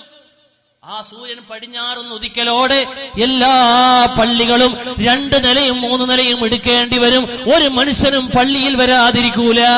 അന്ന് എല്ലാ ക്ലോക്കുകളും സുബഹിക്ക് അലാറം അടിക്കും പള്ളിയിൽ വരാൻ. പടച്ചവനെ, ഖിയാമത്ത് നാളാണ്, ഞങ്ങൾക്ക് പേടിയാകുന്നു എന്ന് പറഞ്ഞ് ജനങ്ങളൊക്കെ അന്ന് സുബഹി നിസ്കരിക്കാൻ വരും. അന്ന് പള്ളിയിൽ മഗ്രിബിന് നിറയാളായിരിക്കും. പള്ളികൾ വീണ്ടും എടുക്കേണ്ടി വരും. പക്ഷേ മുത്തുനബി പറയുന്നു, അന്ന് മുതൽ ഒരൊറ്റ മനുഷ്യന്റെ നിസ്കാരവും അല്ലാഹു സ്വീകരിക്കൂല. അന്ന് ഒരു മനുഷ്യന്റെ തസ്ബീഹും അല്ലാഹു സ്വീകരിക്കൂല. അന്ന് മുതൽ ഒരു മനുഷ്യന്റെ ദിക്റും അല്ലാഹു സ്വീകരിക്കൂല. അതിനു മുമ്പ് ദിക്ർ ചൊല്ലുന്നവരൊഴിച്ച്, അതിനു മുമ്പ് നിസ്കരിക്കുന്നവരൊഴിച്ച്, അതിനു മുമ്പ് ഖുർആൻ ഓതുന്നവരൊഴിച്ച് അന്ന് മുതൽ തുടങ്ങിയ ഒരു മനുഷ്യന്റെ നിസ്കാരവും സ്വീകരിക്കൂലെന്ന് പുണ്യ നബി മുഹമ്മദ് മുസ്തഫ സല്ലല്ലാഹു അലൈഹി വസല്ലം തൗബന്റെ വാതിൽ അടഞ്ഞു വന്നേക്കും. പിന്നെ കുറെ കാലം ഇവിടെ ലോകം നിലനിൽക്കും. അത് ഒരവസ്ഥയാണ്. രണ്ടാമത് ഈമാൻ സ്വീകരിക്കപ്പെടാത്ത അവസ്ഥയാണ് ഹാലുൽ ഗർഗറ. റൂഹ് തൊണ്ടക്കുഴിയിലെത്തിയ സമയം, എന്നെ ഒന്ന് രക്ഷപ്പെടുത്തൂ, എല്ലാരും മരിക്കുന്ന സമയത്ത് പറയുമെന്നാണ്. എന്താണ്? റബ്ബി ലൗലാ അഖർതനി ഇലാ അജലിൻ ഖരീബ് ഫഅസ്സദ്ദഖ വഅകുൻ മിനസ് സാലിഹീൻ. പടച്ചവനെ, അല്ലാ അല്ലാ അല്ലാ, എനിക്കൊരു നിമിഷം തരുമോ, എന്നെ ഒരു ദിവസവും കൂടി തരുമോ, എനിക്കൊരു ദിവസവും കൂടി തരുമോ എന്ന് ആഗ്രഹിക്കാത്ത, പറയാത്ത, വിലപിക്കാത്ത മനുഷ്യനുണ്ടാകൂല. അല്ലാഹു സ്വീകരിക്കൂല. ഫിർഔന്റെ വിലാപം അതാണ്. ആമന്തു ബില്ലദി ആമനതു ബിഹി ബനൂ ഇസ്രായീൽ. മറ്റൊരു ആയത്തിൽ കാണാം ആമന്തു ബിറബ്ബി മൂസ വ ഹാറൂൻ. മറ്റൊരായത്തിൽ കാണാം ലാ ഇലാഹ ഇല്ലാ ഇലാഹ മൂസ എന്നൊക്കെ തുടങ്ങുന്ന ധാരാളം വ്യത്യസ്തമായ ശൈലിയിൽ ഖുർആൻ ആ വചനം ഓർമ്മിപ്പിച്ചിട്ടുണ്ട്. ചുരുക്കം പറഞ്ഞാൽ, ഫിറൗൻ ഇങ്ങനെ വിലപിച്ച സമയത്ത് അള്ളാഹു ചോദിച്ചു, ഇപ്പോഴാടാ ഇത്, ഇതൊക്കെ നേരത്തെ വേണ്ടല്ലേ, വഖദ് അസൈത മിൻ ഖബിൽ, എവിടെ പോയി ഇതുവരെ? ഇത് പറഞ്ഞുകൊണ്ട് അല്ലാഹു തിരിച്ചു പറയുകയാണ് ഫിർഔനിനോട്, ചെങ്കടലിന്റെ മധ്യത്തിൽ വെച്ച് മുങ്ങിച്ചാകുന്ന റഷ്യയുടെ എന്നേക്കുമുള്ള ശാപമാകാൻ പോകുന്ന ബഹറുൽ അഹ്മറിന്റെ ഓളങ്ങൾ തട്ടിക്കളിക്കാൻ പോകുന്ന ഈ ശവത്തോട് അല്ലാഹു പറയുകയാണ്, ഫൽയൗമ നുനജ്ജീക ബിബദനിക ലിതകൂന ലിമൻ ഖൽഫക ആയ വഇന്ന കസീറൻ മിനൻ നാസ് അൻ ആയാതിനാ ലഗാഫിലൂൻ. അല്ലാഹു പറയുകയാണ്, എടാ നിന്നെ ഞാൻ രക്ഷപ്പെടുത്തൂല, നീ ഇവിടുന്ന് ചാകും, ചത്താൽ നിന്റെ ബോഡി ഞാൻ നശിപ്പിക്കൂല. ഫല്യൗമ നുനജ്ജീക ബിബദനിക, നിന്റെ ബോഡി ഉണ്ടല്ലോ, ആ ബോഡി ഞാൻ എന്നേക്കുമായി ശേഷിപ്പിക്കും. ലിതകൂന ലിമൻ ഖൽഫക ആയ, ഖിയാമത്ത് നാൾ വരെയും വരുന്ന സർവ്വജനങ്ങൾക്കും പാഠമായി നിന്റെ ബോഡിയെ ഞാൻ ഇവിടെ നിക്ഷേപിക്കുമെന്ന്, ഞാൻ സൂക്ഷിക്കുമെന്ന്, ഞാൻ നിലനിർത്തുമെന്ന് അല്ലാഹു സുബ്ഹാനഹു വ തആല മഹാനായ മൂസാ നബി അലൈഹിസ്സലാമിന്റെ കാലഘട്ടത്തിൽ തന്നെ ഫിർഔനോട് പറഞ്ഞത് വിശുദ്ധ ഖുർആൻ ഉദ്ധരിക്കുകയാണ്. അന്ന് മുതൽ കിടക്കുകയാണ് ആ ബോഡി. ഒരുപാട് കാലം വെള്ളത്തിൽ കടന്നു, വെള്ളത്തിൽ അത് നശിച്ചില്ല, മീനുകൾ അതിനെ തിന്നില്ല, തിമിംഗലത്തിന് അതിനെ വേണ്ട. അവസാനം കരയിൽ അടഞ്ഞു. ഈജിപ്തുകാർ അതിനെടുത്തു വെച്ചു. ഇന്ന് ഈജിപ്തുകാർക്ക് നല്ലൊരു വരുമാനമാണ്. പോയാൽ നമ്മളോട് 100 ഗിനി താടി കൊഴിഞ്ഞിട്ടില്ല, തലമുടി കൊഴിഞ്ഞിട്ടില്ല, പല്ലൊക്കെ ഇങ്ങനെ കടിച്ചുപിടി. മൂസാ നബി വിളിച്ചതുപോലെ മൂപ്പർ ഞാനും വിളിച്ചു നോക്കി ഇസ്ലാമിലേക്ക്. അനങ്ങണില്ല, കിടക്കുകയാണ് അവിടെ. ബഹുമാനപ്പെട്ട സഹോദരങ്ങളെ, അവിടെ കിടക്കുകയാണ്. ഖുർആൻ പറയുന്നു,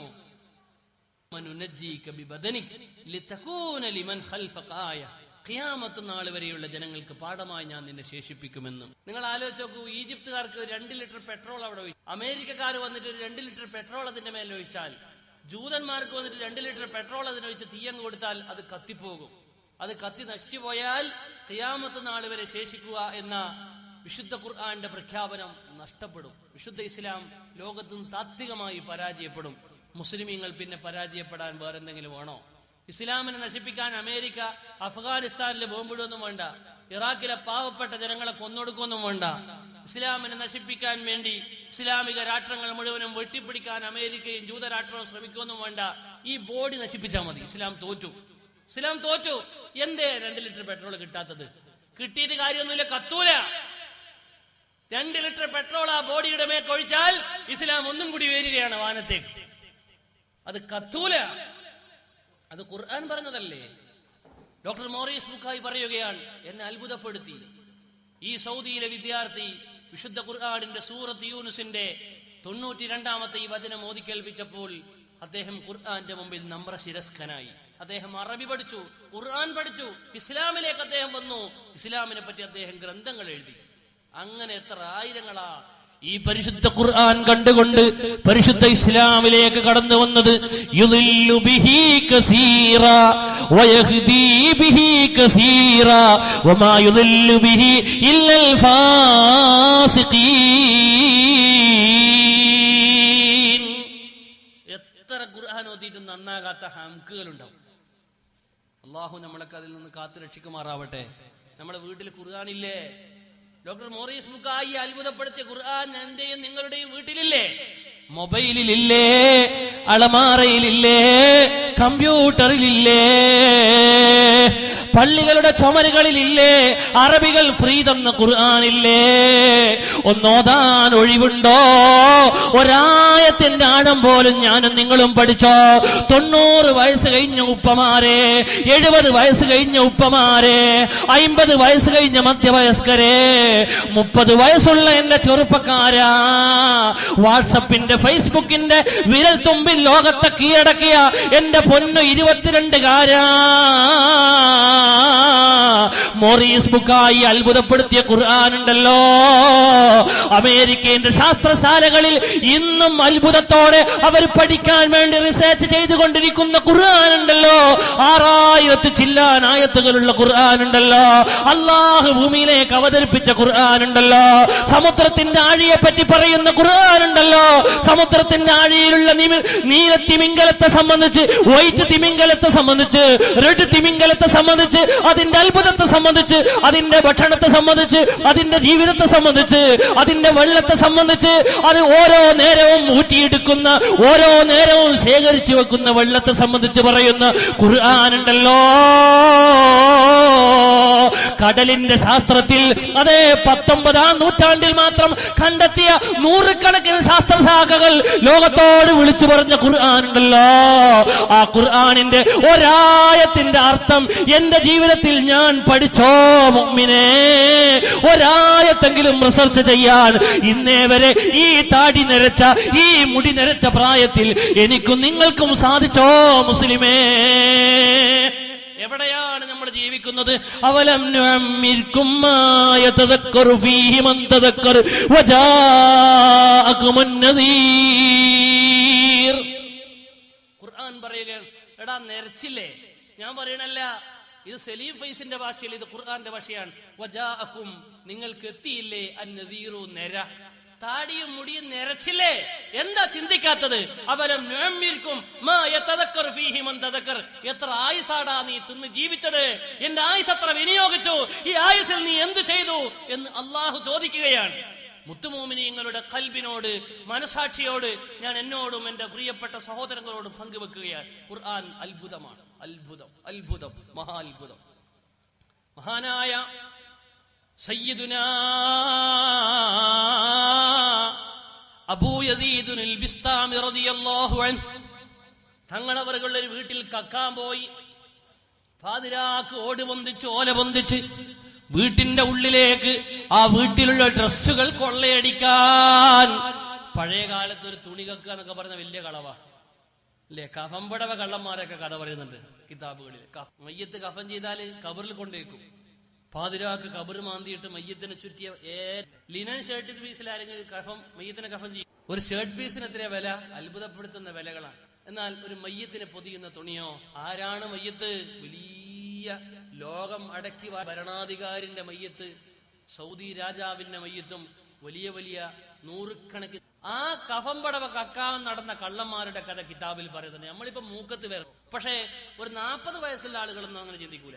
കാരണം പഴയ കാലത്തൊക്കെ ഒരു തുണി വീട്ടിന്റെ മുറ്റത്ത് ആറിയിടുന്ന, ഉണക്കാൻ വേണ്ടി നിവർത്തിയിടുന്ന കള്ളിത്തുണി കക്കാൻ വരുന്ന ആളുകൾ ഉണ്ടായിരുന്നു. പഴയ കാലത്ത് ദാരിദ്ര്യം അങ്ങനെയാണ്. എവിടെയാ ഒരു അവില് വെച്ച് കിട്ടുക, അവിടത്തേക്ക് ഓടി അണക്കുന്ന കാലുണ്ടായിരുന്നു. ഇന്ന് അതൊക്കെ പോയി. ആയിരിക്കാതെ വേണ്ടത്? ഒരു വീട്ടിൽ ഒരു +2 പഠിക്കുന്ന ഒരു വിദ്യാർത്ഥിയുടെ ഒരു റൂമിൽ അദ്ദേഹത്തിന്റെ ഷർട്ടും ഡ്രസ്സിന്റെ എണ്ണത്തിലായിരിക്കും 10ഉം 15ഉം അല്ലേ? മുഅ്മിനീങ്ങൾ ആലോചിക്കുന്നുണ്ടോ? അള്ളാഹു നമുക്ക് തന്നില്ലേ? 15 കൊല്ലം മുമ്പൊക്കെ ഞാൻ വയല് പറയാൻ തുടങ്ങുന്ന ആ പ്രായത്തിൽ ഞാൻ ഏറ്റവും കൂടുതൽ മുഅ്മിനീങ്ങൾ ചിന്തിക്കണം, വളരെ ചിന്തിക്കേണ്ട ഒരു കാര്യമാണ്. നമ്മൾ ഏറ്റവും കൂടുതൽ ആ സമയത്തൊക്കെ വയല് പറഞ്ഞത് സന്താന നിയന്ത്രണം. നമ്മളിവിടെ ഭൂമിയിൽ സ്ഥലം, ഭക്ഷണം ഇല്ല, പൈസ വളരെ കുറവാണ്, അതുകൊണ്ട് എന്ന ഒരു മെസ്സേജ് നമുക്ക് ഗവൺമെന്റ് തന്നിരുന്നു. അപ്പോ നാം 2, നമുക്ക് 2, നമുക്ക് 1, 2, 3 മതി എന്നൊക്കെ പറഞ്ഞൊരു സിദ്ധാന്തം ഉണ്ടായിരുന്നു. നമ്മൾ അതിനെതിരെ ഒരുപാട് വയല് പറഞ്ഞു. ഇപ്പൊ എന്തായി? ആളുകൾ കുറഞ്ഞോ? ജനസംഖ്യ ഇങ്ങനെ വർദ്ധിച്ചു വരികയാണ്. നിഅമത്ത് ഇങ്ങനെ പഴയ സാലറി ഒക്കെ ഇപ്പൊ എവിടെ കിടക്കണ്? സമ്പത്ത് ഇങ്ങനെ ഒഴുകി വരികയാണ്. ഇന്ന് ഒരാൾക്കും പൈസ ഇല്ലാത്ത ബുദ്ധിമുട്ടില്ല. പള്ളികളൊക്കെ അമ്പര ചുംബികളാണ്. മനോഹരങ്ങളായ രമ്യഹർമ്മങ്ങളാണ് പള്ളി. പള്ളി എടുക്കാൻ എവിടെയെങ്കിലും ചാൻസ് ഉണ്ടോ എന്ന് ചോദിച്ച് നടക്കാം. മലയാളി അറബിയല്ല, മലയാളി അറബിക്ക് അങ്ങോട്ട് കടം കൊടുക്കുകയാണ്. ഇപ്പോൾ അറബികളൊക്കെ ഇടക്കിടക്ക് മലയാളിയോട് വന്നിട്ട് കടം ചോദിക്കും. വൈകുന്നേരം ചായടി കോലത്തിലേക്ക് നമ്മളെ മലയാളികൾ എന്നല്ല എല്ലാ ആളുകളും സാമ്പത്തികമായി ഉയർന്നു വന്നു. നമ്മളെല്ലാ കണക്ക് കൂട്ടലുകളും തെറ്റിച്ച് ഉടനെ തന്നെ റിസൾട്ട് പഠിച്ചോൻ തന്നു. പഴയ കാലം പോലെ ഒരു നൂറ്റാണ്ടൊന്നും കാത്തിരിക്കണ്ട. വയലത്ത് ജോലി ചെയ്ത് വരമ്പത്തെത്തുമ്പോഴത്തേക്ക് കൂലി എന്ന് പഴമക്കാർ പറയാറുണ്ട് എന്നതുപോലെ വളരെ കൃത്യമായി വേഗം തന്നെ നമുക്ക് ഓരോ വാക്കുകളും ഫോട്ടോ എടുത്ത് അടുത്ത ആളുകൾക്ക് ഇങ്ങനെ കമന്റ് അടിച്ച് അയക്കുന്നുണ്ടാവും. ആണുങ്ങൾ മാത്രമല്ല, പെണ്ണുങ്ങളും. എന്റെ സ്വന്തം മഹലിൽ ഞാൻ ഖുതുബോതുന്ന മഹലിൽ വയല് വെച്ചു. ഒരുപാട് പെണ്ണുങ്ങളുണ്ടായിരുന്നു. അപ്പൊ ചെറുപ്പക്കാർ നിങ്ങൾ വിചാരിക്കുന്ന പോലത്തെ പെണ്ണുങ്ങളൊന്നല്ല. നിങ്ങൾ വയല് പറയുമ്പോൾ അവരിങ്ങനെ വാട്സാപ്പിൽ ഇങ്ങനെ പ്രതികരിച്ചുകൊണ്ടിരിക്കുകയാണ്. അവർക്ക് ഉണ്ടാവുക നിങ്ങൾ കമന്റ് അടിച്ചുകൊണ്ടിരിക്കുകയാണ്. വയലിങ്ങനെ ഒരു ഭാഗത്ത് കേൾക്കുകയാണ്. വയലിന് വരുന്നത് അതിനു വേണ്ടിയാണ്. ഒരു ഒഴിവ് ഫ്രീ ടൈം. ബഹുമാനപ്പെട്ട സഹോദരങ്ങൾ ആലോചിക്കണം, നമ്മൾ എവിടെ എത്തി? എന്തായി സംഭവം? മനുഷ്യൻ ഫോട്ടോ എടുക്കാനൊക്കെ ഒരു ക്യാമറന്റെ മുമ്പിൽ ഇങ്ങനെ അടികൂടുന്ന ഒരു കാലം ഉണ്ടായിരുന്നു. പടത്തിന് വേണ്ടി ഒരു പട. ഫോട്ടോ എന്നൊക്കെ പറഞ്ഞാൽ എന്തത്ര നിസ്സാര. എത്രയോ ആളുകൾ ഹജ്ജിന് പോകാതിരുന്നിട്ടുണ്ട്. കാരണം ഹജ്ജിന് പോകുമ്പോൾ ഫോട്ടോ എടുക്കേണ്ടി വരും. പാസ്പോർട്ട് എടുക്കണേ ഫോട്ടോ വേണം. ഈ ഫോട്ടോ എന്ന് പറഞ്ഞാൽ അത് ഹറാമാ. ആ ഫോട്ടോ പോലും എടുക്കാതെ ഹജ്ജിന് പോകാൻ പോലും ജനങ്ങൾ മടിച്ചിരുന്ന ഒരു കാലഘട്ടം ഉണ്ടായിരുന്നു. നിങ്ങൾ ആലോചിച്ച് നോക്കട്ടെ, ഈ ക്യാമറ കൊണ്ട് എവിടെയാ പിടിക്കാത്തത്?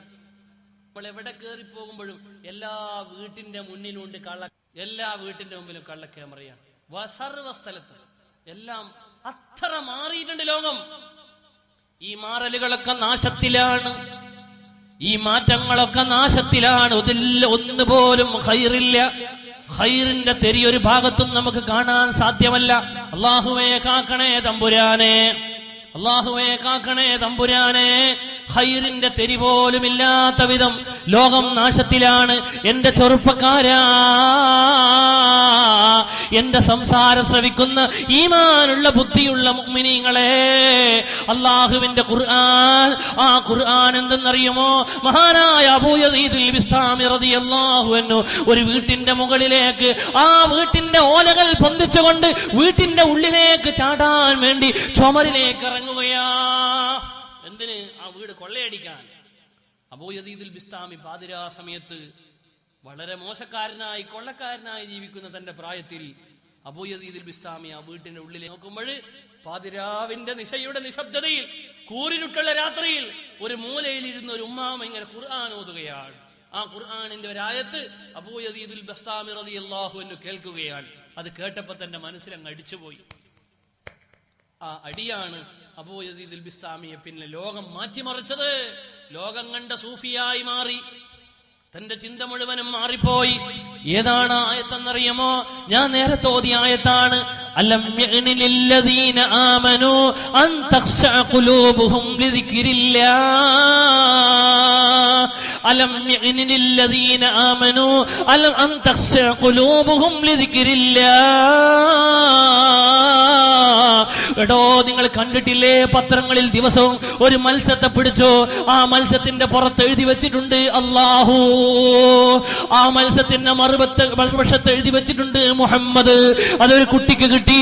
അതൊരു മ്യൂസിയത്തിൽ ഇട്ടുകൊണ്ട്, ഒരു ഗ്ലാസ്സിൽ ഇട്ടുകൊണ്ട് അത് പ്രദർശന വസ്തുവാക്കി വെക്കുമ്പോൾ പത്രങ്ങൾ കൗതുകത്തോടെ റിപ്പോർട്ട് ചെയ്യുമ്പോൾ മനുഷ്യ, നീ ചിന്തിക്കുന്നില്ലേ ഈ മത്സ്യത്തിന്റെ പുറത്ത് എഴുതി വെച്ച അള്ളാഹുവിനെ പറ്റി, ഈ മത്സ്യത്തിന്റെ പുറത്ത് എഴുതി വെച്ച മുഹമ്മദ് നബിയെ പറ്റി? നിന്റെ ഈമാൻ അതിലേക്ക് മടങ്ങണ്ടേ? നിന്റെ ഈമാൻ അതിലേക്ക് പോകണ്ടേ? നീ അത്ഭുതം പറഞ്ഞ് കോട്ട് ചെയ്യുന്നതിന് പകരം നീ അതിനെ ഉദ്ധരിക്കുകയും ആളുകളോട് വാഗ്വിലാസം അടിക്കുകയും ചെയ്യുന്നതിന് പകരം നിന്റെ ഖൽബ് അല്ലാഹുവിലേക്ക് അടുത്തോ. നിന്റെ ഖൽബ് അല്ലാഹുവിലേക്ക് അടുക്കണ്ടേ? മഹാനായ അബൂ യസീദുൽ ബിസ്താമി റളിയല്ലാഹു അൻഹുവിനെ ചിന്തിപ്പിച്ച ആയത്താണ് അലം യഅനി ലില്ലദീന ആമനൂ അൻ തഖ്ശഅ ഖുലൂബുഹും ലിദിക്രില്ലാഹ്.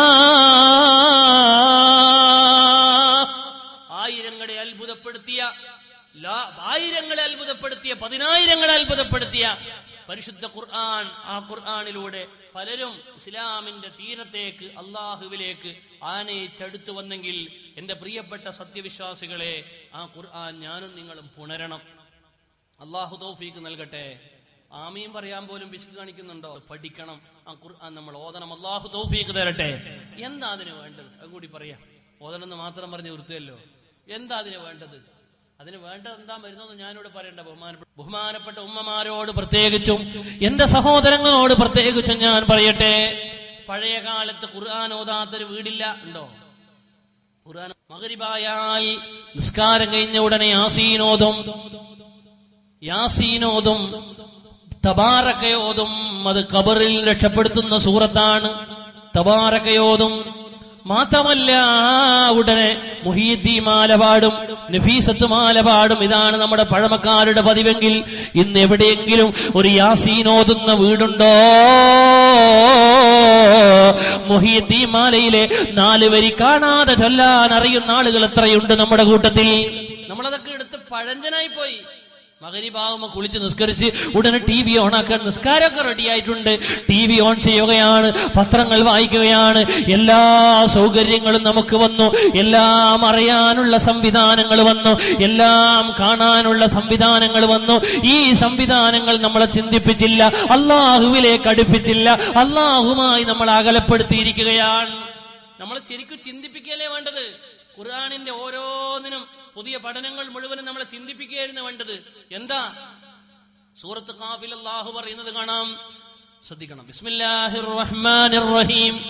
വലഖദ് ഖലഖനൽ ഇൻസാൻ വനഅലമു മാ തുവസ്വിസു ബിഹി നഫ്സുഹു വനഹ്നു അഖറബു ഇലൈഹി മിൻ ഹബ്ലിൽ വരീദ് ഇദ് യതലഖൽ മുതലഖിയാനി അനിൽ യമീൻ വഅനിശ് ശിമാലി ഖഈദ് മാ യൽഫിളു മിൻ ഖൗൽ ഇല്ലാ ലദൈഹി റഖീബുൻ അതീദ് വജാഅത് സക്റത്തുൽ മൗത് ബിൽ ഹഖ് ദാലിക മാ കുൻത മിൻഹു തഹീദ്.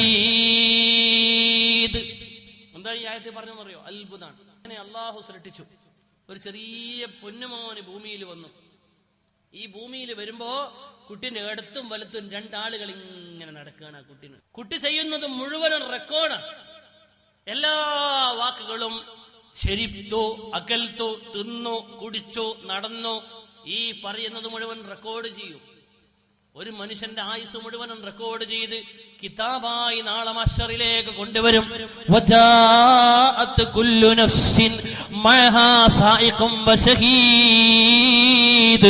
മയ്യത്ത് ഖബറിലേക്ക് വെച്ചാൽ, ഈ കുട്ടി വളർന്ന് വലിയ മനുഷ്യനായി അവസാനം മരിച്ച മയ്യത്ത് ഖബറിലേക്ക് വെച്ചാൽ, ആ മയ്യത്ത് ഖബറിൽ നിന്ന് നാളെ പൊടി തട്ടി എഴുന്നേറ്റ് പോകും വഴി 2 മലക്കുകൾ ഉണ്ടാകും. ഒരു മലക്ക് മുമ്പിലെ, ആ മലക്കിന്റെ തലയിൽ 7, മറ്റേ മലക്കോ ബേക്കില് സായിഖ് നടക്കടാ നടക്കടാ എന്ന് പറഞ്ഞ് ദണ്ടും പിടിച്ച് നടക്കും. ഏതാ 2 മലക്ക്? ഒരു മനുഷ്യൻ ഭൂമിയിലേക്ക് വരുമ്പോൾ അള്ളാഹു ഏൽപ്പിച്ച 2 മലക്കുകൾ. ആ മനുഷ്യന്റെ മരണം വരെ കൂടെ നടന്നു. മരിച്ചപ്പോ ഖബറിന്റെ അടുത്ത് നിന്നു. നാളെ ഉത്ഥാന നാളിൽ മഹ്ശറയിലേക്ക് പൊടിയൊക്കെ തട്ടി ശരീരമൊക്കെ തട്ടി എഴുന്നേറ്റ് പോകുന്ന ഒരു ദിവസമുണ്ട്. തലേന്നൊക്കെ ഇങ്ങനെ പൊടി തട്ടുന്ന, തുണിയൊന്നും എടുക്കാതെ മാലിയും മുതാരിയൊക്കെ ഇങ്ങനെ കാട്ടിയിട്ട് മനുഷ്യന്മാരുന്നു എല്ലാവരും ഒരു ദിശയിലേക്ക് നടന്നു പോകുന്ന ഒരു ദിവസം. അപ്പൊ 2 ആളുകൾ, മുമ്പിലും ബേക്കിലും ഓരോ ആളുകൾ. മുമ്പിലുള്ള ആളുകളുടെ തലയിൽ വലിയൊരു ഏടുണ്ട്. എന്താ ഏട്? ഈ മനുഷ്യന്റെ മുഴുവൻ റെക്കോർഡ് ചെയ്ത് വെച്ച ഏട്. ബേക്കിലുള്ള ആളോ സായിഖ് നടക്കടാ എന്ന് പറഞ്ഞ് അടിച്ച് നടത്തുന്ന ഒരാൾ. 2 മലക്ക് ആ മനുഷ്യനെ മഹ്ശറിലേക്ക് ആനയിക്കുമെന്ന് സൂറത്ത് ഖാഫിൽ അല്ലാഹു. ഇതൊക്കെ സഹാബികൾ എങ്ങനെയാ ഉൾക്കൊള്ളുക? ശാഫി ഇമാം എങ്ങനെ ഇതൊക്കെ ഉൾക്കൊണ്ടത്? ഒരു മനുഷ്യന്റെ മുഴുവൻ അങ്ങനെ ഒരാൾക്ക് എഴുതാൻ കഴിയോ എന്ന് ആലോചിച്ചെങ്കിൽ നിങ്ങൾ അറിയോ, നമ്മളെ കമ്പ്യൂട്ടർ സംവിധാനമൊക്കെ എവിടെ എത്തി? നമ്മള് ഒരു ചെറിയ ചിപ്പിൽ ആയിരക്കണക്കിന്, എന്റെ മൊബൈലിൽ ഏതാണ്ട് 20,000 കിതാബ് എന്റെ മൊബൈലിന്റെ ഉള്ളിലുണ്ട് എന്ന് പറഞ്ഞാൽ, ഈ മദ്രസയിൽ മുഴുവനും വെച്ചാൽ കൊള്ളൂല 20,000 കിതാബ്. അത്രയും കിതാബ് മൊബൈലിലുണ്ട്. ഏതും വേണമെങ്കിൽ തെരഞ്ഞു നോക്കൊന്നും വേണ്ട, ഒരു വേർഡ് അങ്ങ് അടിച്ചു കൊടുത്താൽ ഇത് ഏതൊക്കെ കിതാബിലുണ്ട് എന്ന് നിമിഷം കൊണ്ട് സെർച്ച് ചെയ്ത് റിസൾട്ട് തരും. നമ്മുടെ സംവിധാനം, ഞാനെന്ന് പറഞ്ഞ ഏറ്റവും അക്ഷരാഭ്യാസം വളരെ പിറകിലുള്ള ഒരു മൊയ്ലിയര്, ഇനി ഉന്നതങ്ങൾ ചിന്തിക്കുന്ന ആളുകൾ ഇത് എത്ര ഉപയോഗിക്കുന്നുണ്ടോ? നിങ്ങൾ ആലോചിക്കുന്നുണ്ടോ മോമിനിങ്ങളെ? ഒരു ചെറിയ ചിപ്പിന്റെ ഉള്ളിൽ ലക്ഷക്കണക്കിന് ഗ്രന്ഥങ്ങളിൽ വഹിക്കാൻ കൊള്ളുന്നത് മാത്രം നമ്മുടെ കൈക്കലേക്ക് ഒതുക്കാൻ ഇന്ന് സയൻസിന്, അമേരിക്കയിലുള്ള ശാസ്ത്രശാഖയിലുള്ള കഥ എന്നല്ല, നമ്മളെ കെയിമിലുള്ളതാ പറഞ്ഞ മൂല്യന്മാരുടെ മക്തബ ഷാബില എന്ന് പറഞ്ഞാൽ ഗൾഫ് രാജ്യത്ത് നിന്ന് ഇറങ്ങി ലൈബ്രറിയാണ്. ഈ ലൈബ്രറി 20,000, 30,000, 40,000 ഒക്കെ കിതാബുകൾ ഇങ്ങനെ വർദ്ധിച്ചു വരുന്നോണ്ടിരിക്കുകയാണ്. ബിൽഡിംഗ് ഒന്നും വേണ്ട അതിന്, വെറുതെയാണല്ലേ കുതുബ്ഖാനയും ബിൽഡിംഗ് ഒക്കെ വെറുതെയാണ്. നമ്മുടെ മൊബൈലിലുണ്ട്, ലാപ്ടോപ്പും വേണ്ട. ഇപ്പോ വളരെ മനോഹരമായി സെർച്ച് ചെയ്യാൻ സൗകര്യമുണ്ട്. ബഹുമാനപ്പെട്ട സഹോദരങ്ങൾ ആലോചിക്കുന്നുണ്ട്, ഇതൊക്കെ സഹാബത്തിന് ഉൾക്കൊള്ളാൻ എത്ര പ്രയാസമായിരുന്നു. അവരത് ഉൾക്കൊണ്ടു. അവരെക്കാളും വേഗത്തിൽ ഉൾക്കൊള്ളുകയും ചിന്തിക്കുകയും ചെയ്യുന്നതിന് പകരം നമ്മൾ ഇതുകൊണ്ടൊന്നും പഠിച്ചില്ല. നമ്മളതിന് ആ സുഖലോക സൗഹൃദത്തിലേക്ക് മാറി.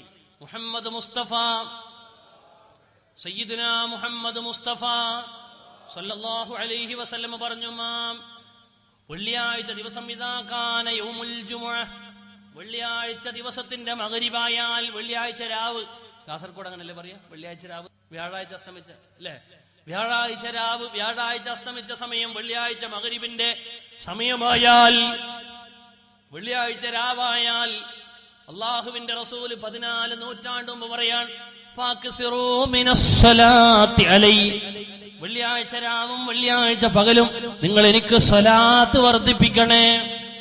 ആ 2 രാത്രികളിലും പകലുകളിലും സ്വലാത്ത് വർദ്ധിപ്പിക്കണം. എന്തുകൊണ്ട്? ഫഇന്ന സ്വലാത്തകും മഅറൂദത്തുൻ അലയ്യ, നിങ്ങളുടെ സ്വലാത്ത് എനിക്ക് ലൈവ് ചെയ്യപ്പെടും, ലൈവ് ചെയ്യപ്പെടും. ഫഇന്ന സ്വലാത്തകും മഅറൂദത്തുൻ അലയ്യ, നിങ്ങളുടെ സ്വലാത്ത് എനിക്ക് ലൈവ് ചെയ്യപ്പെടും.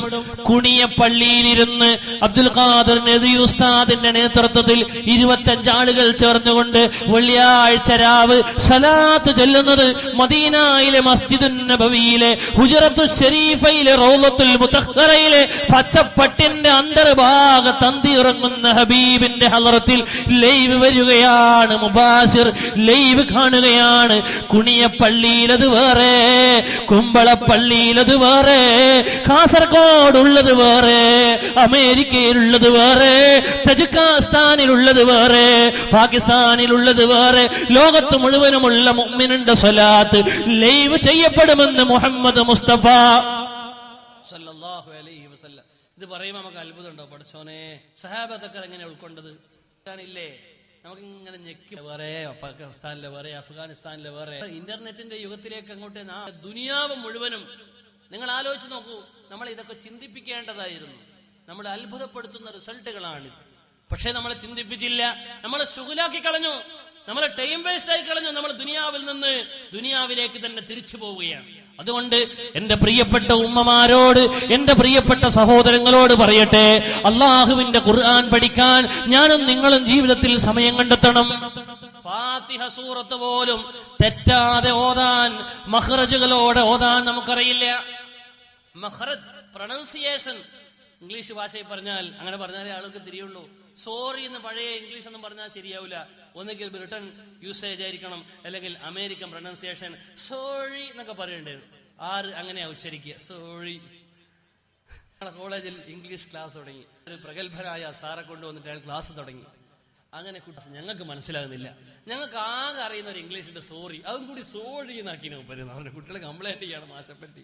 ഞങ്ങൾക്ക് ആകെ അറിയുന്ന ഇംഗ്ലീഷ് അതും കൂടി ഉപർ സോഴിയാക്കി എന്നാണ്. അതതിന്റെ പ്രൊനൗൺസിയേഷൻ ആണെങ്കിൽ ഖുർആനിന്റെ ഓരോ അക്ഷരങ്ങൾക്കും ഉണ്ട് ഓരോ പ്രൊനൗൺസിയേഷൻ, മഖ്റജ്.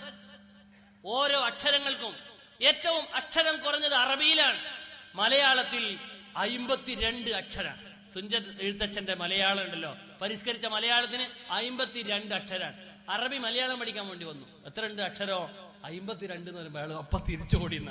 ലോകത്ത് മലയാളം മാലം ലേലം ഒരാൾക്കും അറിയാൻ കഴിയാത്ത ഭാഷയാണ്. കാരണം അറബിന്റെ നേരെ ഇരട്ടിന്റെ അപ്പുറമുണ്ട്. നിങ്ങൾ ആലോചിച്ച് നോക്കൂ, നേരെ പകുതിയെ അറബിയിലുള്ളൂ, 27 അക്ഷരം മാത്രം.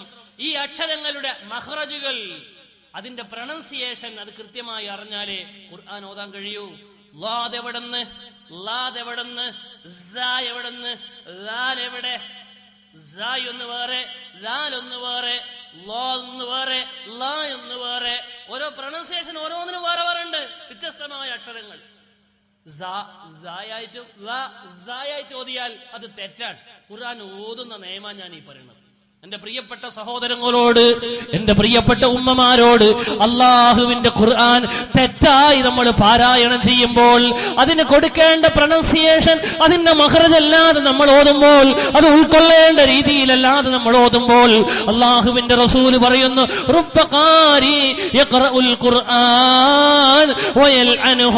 അള്ളാഹുവിന്റെ ഖുർആൻ ഓതുന്ന എത്ര ഓത്തുകാരുണ്ട്, അവരോതുമ്പോൾ ഖുർആൻ അവരെ ശപിച്ചു കൊണ്ടിരിക്കുകയാണ്. എന്തുകൊണ്ട്? എന്നെ തെറ്റായി ഇവൻ പാരായണം ചെയ്യുകയാണ്, എന്നെ തെറ്റായി പാരായണം ചെയ്യുകയാണെന്ന് ഖുർആൻ ശപിച്ചുകൊണ്ടിരിക്കുന്ന എത്ര ഓത്തുകാരുണ്ടെന്ന് പുണ്യ നബി മുഹമ്മദ് മുസ്തഫ സല്ലല്ലാഹു അലൈഹി വസല്ലം. എന്റെ പ്രിയപ്പെട്ട സഹോദരങ്ങൾ, ഓത്ത് ഫാത്തിഹ സൂറത്ത് ഓതുന്ന കഥയെ ഞാൻ ഈ അൽ ബഖറയിലുള്ള, ആലു ഇമ്രാനിലുള്ള, സൂറത്ത് മറിയമിലുള്ള ഓരോ സൂറകളിലുള്ള അത്ഭുതങ്ങൾ പഠിക്കുന്ന അതിന്റെ ആഴങ്ങളെ സംബന്ധിച്ചല്ല. അതുപോലും നമുക്കറിയില്ലെങ്കിൽ ഖുർആനിൽ നമ്മൾ ബട്ടപൂജ്യ മാലോകരുടെ വിശാലമായ അവസ്ഥയാണ് പറയുന്നത്. വളരെ അപൂർവങ്ങളിൽ അപൂർവങ്ങളാണ് ഖുർആൻ റിസർച്ച് നടത്തുന്ന ആളുകൾ. മഹാനായ ഷെയ്ഖുനാ ശംസുൽ ഉലമയ്ക്ക് ഉസ്താദ് നവ്വറല്ലാഹു മർഖദ തന്റെ അന്ത്യാഭിലാഷം എന്തായിരുന്നു എന്നറിയോ? കേരളത്തിൽ ഒരു ഖുർആൻ റിസർച്ച് സെന്റർ. ഖുർആൻ അത് അത്ഭുതം. ഈ അടുത്ത് വഫാത്തായി പോയ ഈജിപ്തിന്റെ അൽ അസ്ഹർ യൂണിവേഴ്സിറ്റിയുടെ ഷെയ്ഖുൽ അസ്ഹർ ആയിരുന്ന സയ്യിദ് മുഹമ്മദ് തന്താവി ഇന്ദഖല ഇലാ റഹ്മത്തില്ലാ മദീനത്തേക്ക് അദ്ദേഹം ഒരു അവാർഡ് മേടിക്കാൻ, ഫൈസൽ രാജാവിന്റെ അവാർഡ് വാങ്ങാൻ വേണ്ടി പോയപ്പോൾ അദ്ദേഹം മദീനയിൽ നിന്ന് സിയാറത്തൊക്കെ കഴിഞ്ഞ് തിരിച്ചു വരുമ്പോൾ ജിദ്ദ ഇന്റർനാഷണൽ എയർപോർട്ടിൽ വെച്ച്, മദീന ഇന്റർനാഷണൽ എയർപോർട്ടിൽ വെച്ച് വഫാത്താവുകയും ഖുർആൻ പണ്ഡിതൻ എന്ത് പറഞ്ഞാലും ആയത്തോത്, ഭാഷകൾക്ക് ആയത്ത്, നിയമങ്ങൾക്ക് ആയത്ത്, എല്ലാ അറബ് സാഹിത്യത്തിന്റെ സമുച്ചയിലും ഓരോ നിയമത്തിനും ആയത്തോത് തെളിവ് പറയും. അങ്ങനെ അത്യപൂർവങ്ങളായ ആളുകൾ.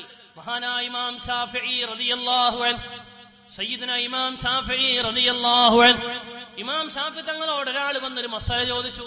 എന്താ മസല എന്നറിയോ? ഇജ്മാ തെളിവാണെന്ന് ഖുർആനിലുണ്ടോ? ഖുർആൻ, സുന്നത്ത്, ഇജ്മാ, ഖിയാസ്, ഇസ്ലാമിന്റെ 4 പ്രമാണങ്ങളാണ്. ഇജ്മാ തെളിവാണെന്ന് ഖുർആനിലുണ്ടോ? ഇമാം ഷാഫി ഇത് ചോദിച്ചത് എപ്പോഴാണെന്നറിയോ? ഇമാം ഷാഫി വിരുന്ന് പോയപ്പോഴാണ്. എവിടെയാ വിരുന്ന് പോയത്? ഇമാം അഹ്മദ് ബിൻ ഹംബൽ തങ്ങളുടെ വീട്ടിൽ വിരുന്നിന് പോയത്. ശിഷ്യനാണ് അഹ്മദ് ബിൻ ഹംബൽ. ഉസ്താദ് വിരുന്നിന് വന്നപ്പോ ഇമാം അഹ്മദ് ബിൻ ഹംബൽ തങ്ങൾ പ്രത്യേകമായി മൂപ്പരുടെ ഖാദിമീങ്ങൾ ഇമാം ഷാഫിക്ക് രാത്രി ഉറങ്ങാൻ നോക്കുമ്പോൾ റൂമിൽ ഒരു കിണ്ടിയിൽ വെള്ളം കൊണ്ട് വെച്ചു കൊടുത്തു. ഇമാം അഹ്മദ് ബിൻ ഉസ്താദ് രാത്രി തഹജ്ജുദ് നിസ്കരിക്കും, അപ്പൊ അതിന് വെള്ളം വേണം. അതിനൊരു പാത്രത്തിൽ ഇമാം ഷാഫി രാവിലെ എഴുന്നേറ്റു. ഇമാം അഹ്മദ് ബിൻ ഹംബൽ തങ്ങളുടെ ശിഷ്യന്മാർ നോക്കുമ്പോൾ ആ വെള്ളം ഉപയോഗിച്ചിട്ടില്ല. ഇമാം ഷാഫി അവിടെ കിടക്കുകയാണ്.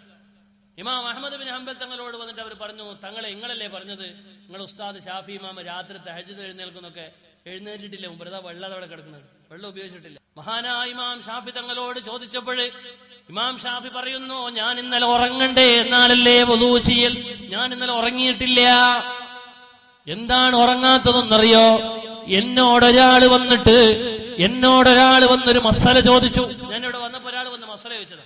ഇമാം ഷാഫി വന്നെന്ന് പറഞ്ഞ കണ്ണിയത്തു സാദൊക്കെ വന്ന ആളുകൾ വേഗം ഓടി വരില്ലേ, ശിഹാബ് ആളുകൾ ഓടി വന്നിട്ട് പ്രധാനപ്പെട്ട മസല. ഇമാം ഷാഫി വന്നപ്പോ ഒരു മസല ചോദിച്ച ഒരാൾ. എന്താ ചോദ്യം? ഇജ്മാ തെളിവാണെന്ന് ഖുർആനിലുണ്ടോ? ഇമാം ഷാഫി നേരം വെളുക്കുന്നത് വരെ ഖുർആൻ 300 തവണ ഓതി നോക്കിയെന്ന. 300 തവണ ഖുർആൻ റിസർച്ച് ചെയ്തു. ഇത് പറഞ്ഞാൽ നിങ്ങൾക്ക് വിശ്വാസം വരൂല. 300 തവണ ഒരു രാത്രി ഓതാൻ കഴിയോ? നിങ്ങൾക്ക് വേണം ഇപ്പം കാട്ടിത്തരാം 300 തവണ ഓതുന്നത്. ഞാൻ ഓതിത്തരയല്ല, നിമിഷം കൊണ്ട് ഞാൻ കാണിച്ചു തരാം. ഒരു കാമൽ നിന്നിട്ട് ഒരു ഖത്തം തീർത്തോവർ. മൊയ്തീൻ ശേഖ് തങ്ങളെ പറ്റി പറഞ്ഞപ്പോ അതെങ്ങനെയാ സാധിക്കുക? ഒരു കാമൽ നിന്നിട്ട് എങ്ങനെയാ ഒരു ഖത്തം തീർക്കുക? റമദാനിൽ 2 ഖത്ത് ഓതുമായിരുന്നു എന്ന് പറഞ്ഞ ആളുകൾ വിമർശിച്ചു. ഭൂമിയോരുണ്ട് പോൽ എങ്കയിലെന്നോവർ. മൊയ്തീൻ ശേഖിനെ കളിയാക്കി. എന്താ ഈ പറഞ്ഞാക്കി വിവരമില്ലാത്ത ആളുകൾ പറഞ്ഞിരുന്നു, വല്ല നീലെത്തുന്നും എന്നെ വിളിപ്പോർക്ക് വായ്കൂടും പുത്തരം നൽകും ഞാൻ എന്നോവർ. ആളുകൾ പരിഹസിച്ചിരുന്നതിനൊക്കെ ഇപ്പൊ ഒക്കെ ശാസ്ത്രം വന്നില്ലേ? ഇല്ലേ? മൊബൈൽ ഉണ്ടായാൽ മതി, മൊബൈൽ കണക്ഷൻ കിട്ടിയാൽ വല്ല നീലെത്തുന്നും എന്നെ വിളിപ്പോർക്ക് വായ്കൂടും പുത്തരം നൽകും ഞാൻ എന്നോവർ. കറാമത്തൊന്നും വേണ്ട, കണക്ഷൻ ഒരു റേഞ്ച് കിട്ടിയാൽ മതിയില്ലേ? എവിടുന്ന് വിളിച്ചാലും റേഞ്ച് ഉണ്ട്, അവിടെ നിന്ന് മാത്രം ഉത്തരം കൊടുക്കാൻ കഴിയും. കറാമത്തൊന്നും വേണ്ട. പരിഹാസവരെവിടെ? ഭൂമിയോരുണ്ട് പോൽ എങ്കയിലെന്നോവർ. മുഹീദ്ദീൻ ശൈഖ് തങ്ങൾ പരിഹസിച്ചപ്പോൾ ചന്ദ്രൻ വരെ മനുഷ്യൻ കീഴടക്കിയിരിക്കുകയാണ്, ചൊവ്വ വരെ മനുഷ്യൻ കീഴടക്കിയിരിക്കുകയാണ്. സ്വർഗലോകം കൈക്കുള്ളിലായി ജീവിക്കവേ എങ്ങനെ അങ്ങോ സമ്പാദിച്ചു ഭൂമിയെ. ഉമർ മൗലവി മരിച്ചപ്പോ വിചിന്തനത്തിൽ എഴുതിയതാ, സ്വർഗലോകം കൈക്കുള്ളിലായി ജീവിക്കവേ എങ്ങനെ അങ്ങോ സമ്പാദിച്ചു ഭൂമിയെ. നിങ്ങളെ കയ്യിന്റെ ഉള്ളിൽ സ്വർഗം വെച്ചുകൊണ്ടാണല്ലോ നിങ്ങൾ ജീവിച്ചത്, എങ്ങനെയാണ് നിങ്ങൾ ജീവിച്ചത് എന്ന് ഉമർ മൗലവിയോട് വിചിന്തന മാസിക പരേതനായ ഉമർ മൗലവിയെ സംബോധനം ചെയ്തുകൊണ്ട് ഖിതാബ് നടത്തിക്കൊണ്ട് കവിത വന്നു. എന്തെല്ലാം രസകരമാണ് മുഹ്യിദ്ദീൻ ശൈഖ് തങ്ങൾ പറഞ്ഞപ്പോ അത് പരിഹസിച്ചു. ഒരു കാമൽ നിന്നിട്ട് ഒരു ഹത്തം തീർത്തോവർ, ഒരു രാത്രി മുഴുവനും നിന്നിട്ട് കാലമ്മൽ നിന്നിട്ട് ഉറക്ക് വരുന്നത് കൊണ്ട് ഇമാം മുഹ്യിദ്ദീൻ ശൈഖ് റളിയല്ലാഹു അൻഹു ഹത്തം തീർത്തെന്ന് പറഞ്ഞപ്പോൾ അതെങ്ങനെയെന്ന് ചോദിച്ചെങ്കിൽ ഇമാം ഷാഫി പറയുന്നു, ഒരു രാത്രിയിൽ ഞാൻ 300 തവണ ഖുർആൻ ഞാൻ പരതി നോക്കി. എന്നാ കേൾക്കണോ? നിങ്ങൾ മൊബൈൽ ചെയ്യൂ. ഒരു വലിയ ലൈബ്രറിയിൽ ഖുർആനല്ല 1000കണക്കിന് കിതാബുള്ള ഒരു ലൈബ്രറിയിൽ ഒരു വേർഡ് അടിച്ചു കൊടുത്താൽ 1 നിമിഷം കൊണ്ട് മുഴുവനും റിസർച്ച് ചെയ്ത് റിസൾട്ട് തരും. 1 നിമിഷേ വേണ്ട, ഒറ്റ മിനിറ്റ് വേണ്ട, ഒരു 300 മിനിറ്റ് വേണ്ട, 300 തവണ റിസർച്ച് ചെയ്യാൻ. എത്ര വേഗം! ഒരു കിതാബല്ല, 100 കണക്കിന് കിതാബ്. അന്നത് പറഞ്ഞപ്പോൾ നിഷേധാത്മകമാണെങ്കിൽ ഇന്ന് നമ്മുടെ മൊബൈലിന് സാധിക്കുന്നതായി മാറി. അത് കറാമത്താണ്, ഇത് മൊബൈലാണ്. കറാമത്ത് പറഞ്ഞപ്പോൾ വിശ്വാസം ഉണ്ടായിരുന്നില്ല. ജനങ്ങൾക്ക് ചിന്തിക്കാൻ അള്ളാഹു നൽകിയ മെസ്സേജുകൾ. ഇമാം ഷാഫി റളിയല്ലാഹു അൻഹു 300 തവണ ഒരു രാത്രി ഖുർആൻ ഓതുകയായിരുന്നെങ്കിൽ നമുക്ക് ആ ഖുർആൻ ഓതുന്നില്ല, നമ്മുടെ മൊബൈലാ ഓതുന്നത്, നമുക്ക് ഓതാൻ ഒഴിവില്ല. അബൂദാബിയിലൊക്കെ പോയാലേ, അബൂദാബിക്കാരുണ്ടോ? പിന്നല്ലേ, അങ്ങനെയല്ലടോ. അബൂദാബിയിലെ ഒരു പള്ളിയിൽ നിന്ന് സ്വിച്ച് ഇട്ടാൽ ബാക്കി എല്ലാ പള്ളിയിൽ നിന്നും ബാങ്ക് കൊടുത്തോളൂ. എന്നിട്ടില്ല, മൂല്യന്മാർക്കൊന്നും അധികം പറഞ്ഞു അത്തായത്തിന് എണീ കണ്ട് കിടന്നുറങ്ങും. സ്വിച്ചിട്ടിട്ട് ബാങ്ക് കൊടുക്കണം. അബൂദാബിയിലുള്ളതാണ് ഈ പദ്ധതി. ഞാൻ എവിടെയോ അമേരിക്കയിലുള്ള കഥയല്ല. അബൂദാബിക്കാർ കുണിയിൽ ഇഷ്ടം പോലെ ഉണ്ടാവും എനിക്കറിയാം, ഇല്ലേ? ഇഷ്ടം പോലെ ഉണ്ട്. ആ സ്വിച്ചിട്ടാൽ എല്ലാ പള്ളിയിലും ആ സർക്കാർക്ക് ലാഭം കിട്ടുമല്ലോ, അല്ലേ? നിങ്ങൾ ആലോചിക്കൂ, നമുക്ക് ഒഴിവില്ല, എനിക്ക് കുറച്ച് ഞാൻ സ്വിച്ച് ഇട്ടിട്ട് നിസ്കാരം തുടങ്ങും, നമുക്കാവൂല എന്ന് പറഞ്ഞിട്ട് അവിടെ എത്താൻ പോവാണ് ഇനി. അള്ളാഹുവെ കാക്കണേ തമ്പുരാനെ, ഇത് ഏറെ പോകൂല, ഇത് അവസാന താളിക്കത്തലാണ്. ഇത് ഏറെ പോകൂല, ഇത് അവസാന താളിക്കത്തലാണ്. ഇദശംസു കുവ്വിറത് വഇദൻ നുജൂമു കദറത് വഇദൽ ജിബാലു സുയ്യിറത് വഇദൽ ഇസാറു ഉത്തിറത് വഇദൽ ബുഹൂസു ഹുശറത് വഇദൽ ബിഹാറു സുജ്ജിറത്. അല്ലാഹുവിന്റെ ഖുർആൻ സൂറത്തു തക്വീറിൽ അല്ലാഹു പറയുകയാണ്, സയ്യിദുനാ മുഹമ്മദ് മുസ്തഫ തങ്ങൾ പറയുന്ന, മൻസറ, ഒരാൾക്ക് സന്തോഷമുണ്ടെങ്കിൽ അയ്യന്തുറ ഇലാ യൗമിൽ ഖിയാമ, ഖിയാമത്ത് നാൾ മുമ്പിൽ കാണണമെന്ന് ആർക്കെങ്കിലും ആഗ്രഹമുണ്ടെങ്കിൽ ഫൽയഖറ സൂറത്തു തക്വീർ, ഇദശംസു കുവ്വിറത് എന്ന് ഓതി നോക്കിയാൽ മതി. അത് മുമ്പിലുള്ളതുപോലെ ഖിയാമത്തിനെ വർണ്ണിക്കുന്ന സൂറയാണ്. മുമ്പിലുള്ളതുപോലെ വർണ്ണിക്കുന്ന സൂറ. ഒരു ചരിത്രമൊക്കെ മുമ്പിലുള്ളതുപോലെ അവതരിപ്പിക്കാൻ കഴിയുന്ന എഴുത്തുകളുണ്ട്. ചില സാഹിത്യങ്ങളൊക്കെ ഇങ്ങനെ വായിച്ചാലേ അതിലങ്ങ് മുഴുകിപ്പോകും. വൈക്കത്തൊക്കെ പറയാറില്ലേ, മുഴുകിപ്പോകലായിരിക്കും, മുഴുകിപ്പോകും. എന്നാൽ ഈ മുഴുകിപ്പോകുന്ന അത്ഭുതകരമായ സാഹിത്യം അത് വായിച്ചാൽ മുമ്പിലുള്ളതുപോലെ അവതരിപ്പിക്കുമെങ്കിൽ അള്ളാഹുവിന്റെ ഖുർആനിലെ സൂറത്തു തക്വീർ എന്ന സൂറത്തിനെ പറ്റി പുണ്യനബി മുഹമ്മദ് മുസ്തഫ തങ്ങൾ പറയുന്ന സൂറത്ത് കുവ്വിറത്ത് ഓതിയാൽ, സൂറത്ത് തക്വീർ ഓതിയാൽ ഖിയാമത്തിന് മുമ്പിലുള്ളതുപോലെ വർണ്ണിക്കുന്നുണ്ട്. ആ സൂറത്തിൽ പറയുന്നുണ്ട്, വൈദൽ ബിഹാർ സുജ്ജിറത്, കടലുകൾ കത്താൻ പോവുകയാണ്, കടലുകൾ കത്താൻ പോവുകയാണ്. ഏറ്റവും കൂടുതൽ സമീപകാലങ്ങളിൽ മഴ ലഭിച്ച കൊല്ലം ഈ ഏറ്റവും കൂടുതൽ മഴയുണ്ട്, ഇല്ലേ? പരിധിയിലും അപ്പുറം മഴ ലഭിച്ചു. എന്നാൽ കഴിഞ്ഞ ഏതാനും ദിവസങ്ങൾക്ക് മുമ്പ് മനോരമന്റെ റിപ്പോർട്ട് നിങ്ങൾ വായിച്ചു കാണും. ഈ വർഷം ഏറ്റവും കൂടുതൽ വെള്ളക്ഷാമ അനുഭവമുണ്ട്. ഇപ്പം തന്നെ പല കിണറുകളും പറ്റി. പാലക്കാട് ഭാഗത്തൊക്കെ വരൾച്ച ബാധിച്ചു തുടങ്ങി. ഇനി എങ്ങനെ അടുത്ത മഴ വരെ നിലനിൽക്കും? ഏറ്റവും കൂടുതൽ വരൾച്ചന്റെ കൊല്ലായിരിക്കും. ശാസ്ത്രം അങ്ങനെ ഉണ്ടാവില്ല എന്ന് പറഞ്ഞെങ്കിൽ പലപ്പോഴും തിരിച്ചാ സംഭവിക്കല്. പറഞ്ഞുകൊണ്ട് പഠിച്ചവൻ തിരിച്ചു. കാരണം മുഖാലഫത്തുൽ ഹവാദിസ്, പടപ്പുകളോട് എതിരാകുക എന്നുള്ളത് പഠിച്ചവന്റെ ഒരു സ്വഭാവമാണ്. അത് അങ്ങനെയാ സംഭവിക്കൽ. നിങ്ങൾക്ക് ഓർമ്മയുണ്ടല്ലോ, സുനാമി പരിശോധിക്കാൻ വേണ്ടി ആയിരക്കണക്കിന് ശാസ്ത്രജ്ഞന്മാർ എപ്പോഴും ഇങ്ങനെ നിന്നെങ്കിലും ഒന്നും അറിയാതെ തന്നെ ഇവിടെ സുനാമി വന്നു. 14 ലക്ഷക്കണക്കിന് കോടിക്കണക്കിന് ഉറുപ്പ്യകൾ നഷ്ടപ്പെട്ടു, ആളുകൾ മരിച്ചു വീണു, പല നാടുകളും വെള്ളത്തിലായി പോയി. കഴിഞ്ഞ ആഴ്ച ഞാൻ ലക്ഷദ്വീപിലായിരുന്നു. ലക്ഷദ്വീപ് എന്ന് പറഞ്ഞാൽ അത് 1 കിലോമീറ്ററും 2 കിലോമീറ്ററൊക്കെ, അവർ 4 ഭാഗവും വെള്ളം തൊട്ടടുത്ത് തന്നെയാ. പക്ഷേ അവർ പറഞ്ഞു, ഏത് സുനാമി വന്നിട്ട് ഞങ്ങൾക്കൊന്നും ആയിട്ടില്ല. നിങ്ങളെ കരയിലുള്ളവരൊക്കെ എത്ര വെള്ളത്തിലായി? ഞാനന്ന് കുമ്പളയിൽ ജോലി ചെയ്യാം. സുനാമി വന്നപ്പോ എത്രയോ ആളുകൾ വെള്ളത്തിലായപ്പോൾ ഉടനെ മുഖ്യമന്ത്രി ഉമ്മൻചാണ്ടിയാന്ന് മുഖ്യമന്ത്രി അദ്ദേഹം പറഞ്ഞു, എല്ലാവരും ശാസ്ത്രജ്ഞന്മാരൊക്കെ അദ്ദേഹം വല്ലാതെ പഴിചാരിയിട്ട് അവർ വളരെ ശ്രദ്ധിക്കണം എന്ന് പറഞ്ഞു. കെയർഫുള്ളായി അവരെ ശ്രദ്ധിച്ചു. ഉടനെ ശാസ്ത്രജ്ഞന്മാർ പറഞ്ഞു, എല്ലാവരെയും മാറ്റി താമസിച്ചു. ഞങ്ങളുടെ മദ്രസയിലൊക്കെ, കുമ്പളപ്പള്ളിയിലെ മദ്രസയിൽ മുദ്രിച്ചിട്ടേ എല്ലാ പെണ്ണുങ്ങളൊക്കെ കൊണ്ടാന്ന് മദ്രസയിൽ കടത്തി രാവിലെ മദ്രസയൊക്കെ കഴിയേണ്ടി വന്നത് ശാസ്ത്രജ്ഞന്മാർ പറഞ്ഞെങ്കിൽ തിരിച്ചേ സംഭവിക്കുള്ളത്. അങ്ങനെയാ. അപ്പൊ ഞാൻ പറഞ്ഞു വരുന്നത്, ഏറ്റവും കൂടുതൽ മഴ ഉണ്ടായ വർഷം ഇതാണെങ്കിൽ ഏറ്റവും വേഗം വരൾച്ച ഉണ്ടാകുമെന്ന് ശാസ്ത്രം പ്രവചിക്കുകയാണ്. ഇത് ഖിയാമത്തിന്റെ കൊല്ലങ്ങളിലുള്ള സ്വഭാവം. ഏറ്റവും കൂടുതൽ മഴയും വരൾച്ചയുണ്ടാകും, ഏറ്റവും സസ്യങ്ങൾ കുറഞ്ഞു വരും എന്നതാണ്. അതല്ല, മഹാനായ മുഹമ്മദ് മുസ്തഫ സല്ലല്ലാഹു അലൈഹി വസല്ലം നമ്മുടെ വീട്ടിന്റെ മുറ്റത്തുനിന്ന് പുല്ല് പറിച്ച് ചാടുന്ന, നമ്മുടെ വീട്ടിന്റെ പരിസരങ്ങളിൽ നിന്ന് പുല്ലുകൾ പറിച്ച് ചാടുന്ന കാലമുണ്ടായിരുന്നു. ഇന്ന് ആളുകൾ ആയിരക്കണക്കിന് ഉറുപ്പ്യ ചെലവാക്കിയിട്ട് പുല്ല് കൊണ്ടുവന്ന് നടുക. വീട്ടില് എത്രയാ പൈസ പുല്ല് നടാൻ? വിശുദ്ധ ഖുർആൻ പ്രവചിച്ചതുപോലെ ദുനിയാവിനെ സ്വർഗമാക്കാൻ വേണ്ടി ശ്രമിക്കുന്ന എന്റെ പ്രിയപ്പെട്ട മാലോകരെ,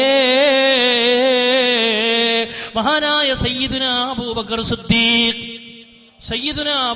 സിദ്ദീഖ് റളിയല്ലാഹു അൻഹു തങ്ങൾ പറയും, എന്ത് മസല ചോദിച്ചാലും ഞാൻ ഖുർആൻ എന്ന് മറുപടി പറയും. ഒരാൾ വന്ന് ചോദിച്ചു, എന്റെ ഒട്ടകത്തിനെ കാണുന്നില്ല, അതെവിടെയാ ഉള്ളത്? എന്ത് ചോദിച്ചാലും ഞാൻ ഖുർആൻ എന്ന് പറയണം. മഹാനായ സിദ്ദീഖ് റളിയല്ലാഹു അൻഹുവിനോട് വന്ന് ചോദിക്കുക, എന്റെ ഒട്ടകത്തിന്റെ കയറ് കാണുന്നില്ല, അതെവിടെയാ ഉള്ളത്? സിദ്ദീഖ് റളിയല്ലാഹു തആല ഖുർആൻ കൊണ്ട് മഹാനായ സയ്യിദുനാ ഇബ്നു അബ്ബാസ് റളിയല്ലാഹു അൻഹു തങ്ങളവர்கள் പറഞ്ഞു, ജമീഉൽ ഇൽമി ഫിൽ ഖുർആനി ലാകിൻ തഖാസറ അൻഹു അഫ്ഹാമുർ റിജാലി. എല്ലാ വിജ്ഞാനങ്ങളും ഖുർആനിലുണ്ട്. കടലിനെ പറ്റി അത് പറയുന്നുണ്ട്, കരയെ പറ്റി അത് പറയുന്നുണ്ട്, കാടിനെ പറ്റി അത് പറയുന്നുണ്ട്, കാട്ടിലുള്ള അത്ഭുത വന്യജീവികളെ പറ്റി അത് പറയുന്നുണ്ട്, ഭൂമിയെ പറ്റി അത് പറയുന്നുണ്ട്, ചൊവ്വയെ പറ്റി അത് പറയുന്നുണ്ട്, അതേ ബുധനെ പറ്റിയും ശുക്രനെ പറ്റിയും അത് പറയുന്നുണ്ട്, ഗാലക്സി കൂട്ടങ്ങളെ പറ്റി പറയുന്നുണ്ട്, ചന്ദ്രനെ പറ്റി പറയുന്നുണ്ട്, സൂര്യനെ പറ്റി പറയുന്നുണ്ട്, ആകാശങ്ങളുടെ തട്ടുകളെ പറ്റി പറയുന്നുണ്ട്, ഭൂമിയുടെ ആഴിയെ പറ്റി പറയുന്നുണ്ട്, ആഴിയിലുള്ള വെള്ളത്തിന്റെ അത്ഭുതങ്ങളെ പറ്റി പറയുന്നുണ്ട്, ആകാശത്തിന്റെ നിലനിൽപ്പിനെ പറ്റി പറയുന്നുണ്ട്, ചരിത്രങ്ങൾ പറയുന്നുണ്ട്, മനുഷ്യോൽപത്തി പറയുന്നുണ്ട്, പൂർവ്വ പ്രവാചകന്മാരുടെ കാലഘട്ടത്തെ പറ്റി പറയുന്നുണ്ട്, കടന്നുപോയ ജനങ്ങൾ നിപതിച്ചു പോയ കാലഘട്ടങ്ങൾ വിശദീകരിക്കുന്നുണ്ട്, യമപുരിയിലേക്ക് ഒന്നടങ്കം നശിപ്പിക്കപ്പെട്ട വർഗത്തെ മനോഹരമായി ഖുർആൻ വർണ്ണിക്കുന്നുണ്ട്.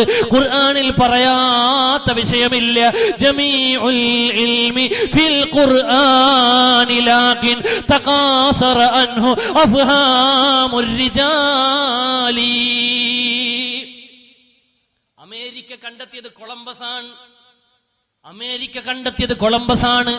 ജോഗ്രഫി പഠിക്കുന്ന കുട്ടി അത് കണ്ടെത്തുകയാണ്, അത് പഠിക്കുകയാണ്. അമേരിക്ക കണ്ടെത്തിയത് കൊളംബസാണ്. പക്ഷെ കൊളംബസ് അമേരിക്ക കണ്ടെത്താൻ കൊളംബസിന് പ്രചോദനം നൽകിയത് ഷെയ്ഖ് അൽ ബിറൂനിയുടെ യാത്രയാണ്. ഷെയ്ഖ് അൽ ബിറൂനിയെ യാത്ര ചെയ്യിപ്പിച്ചത് വിശുദ്ധ ഖുർആനിന്റെ സൂറത്തുർ റഹ്മാനിന്റെ വരിയാണ്.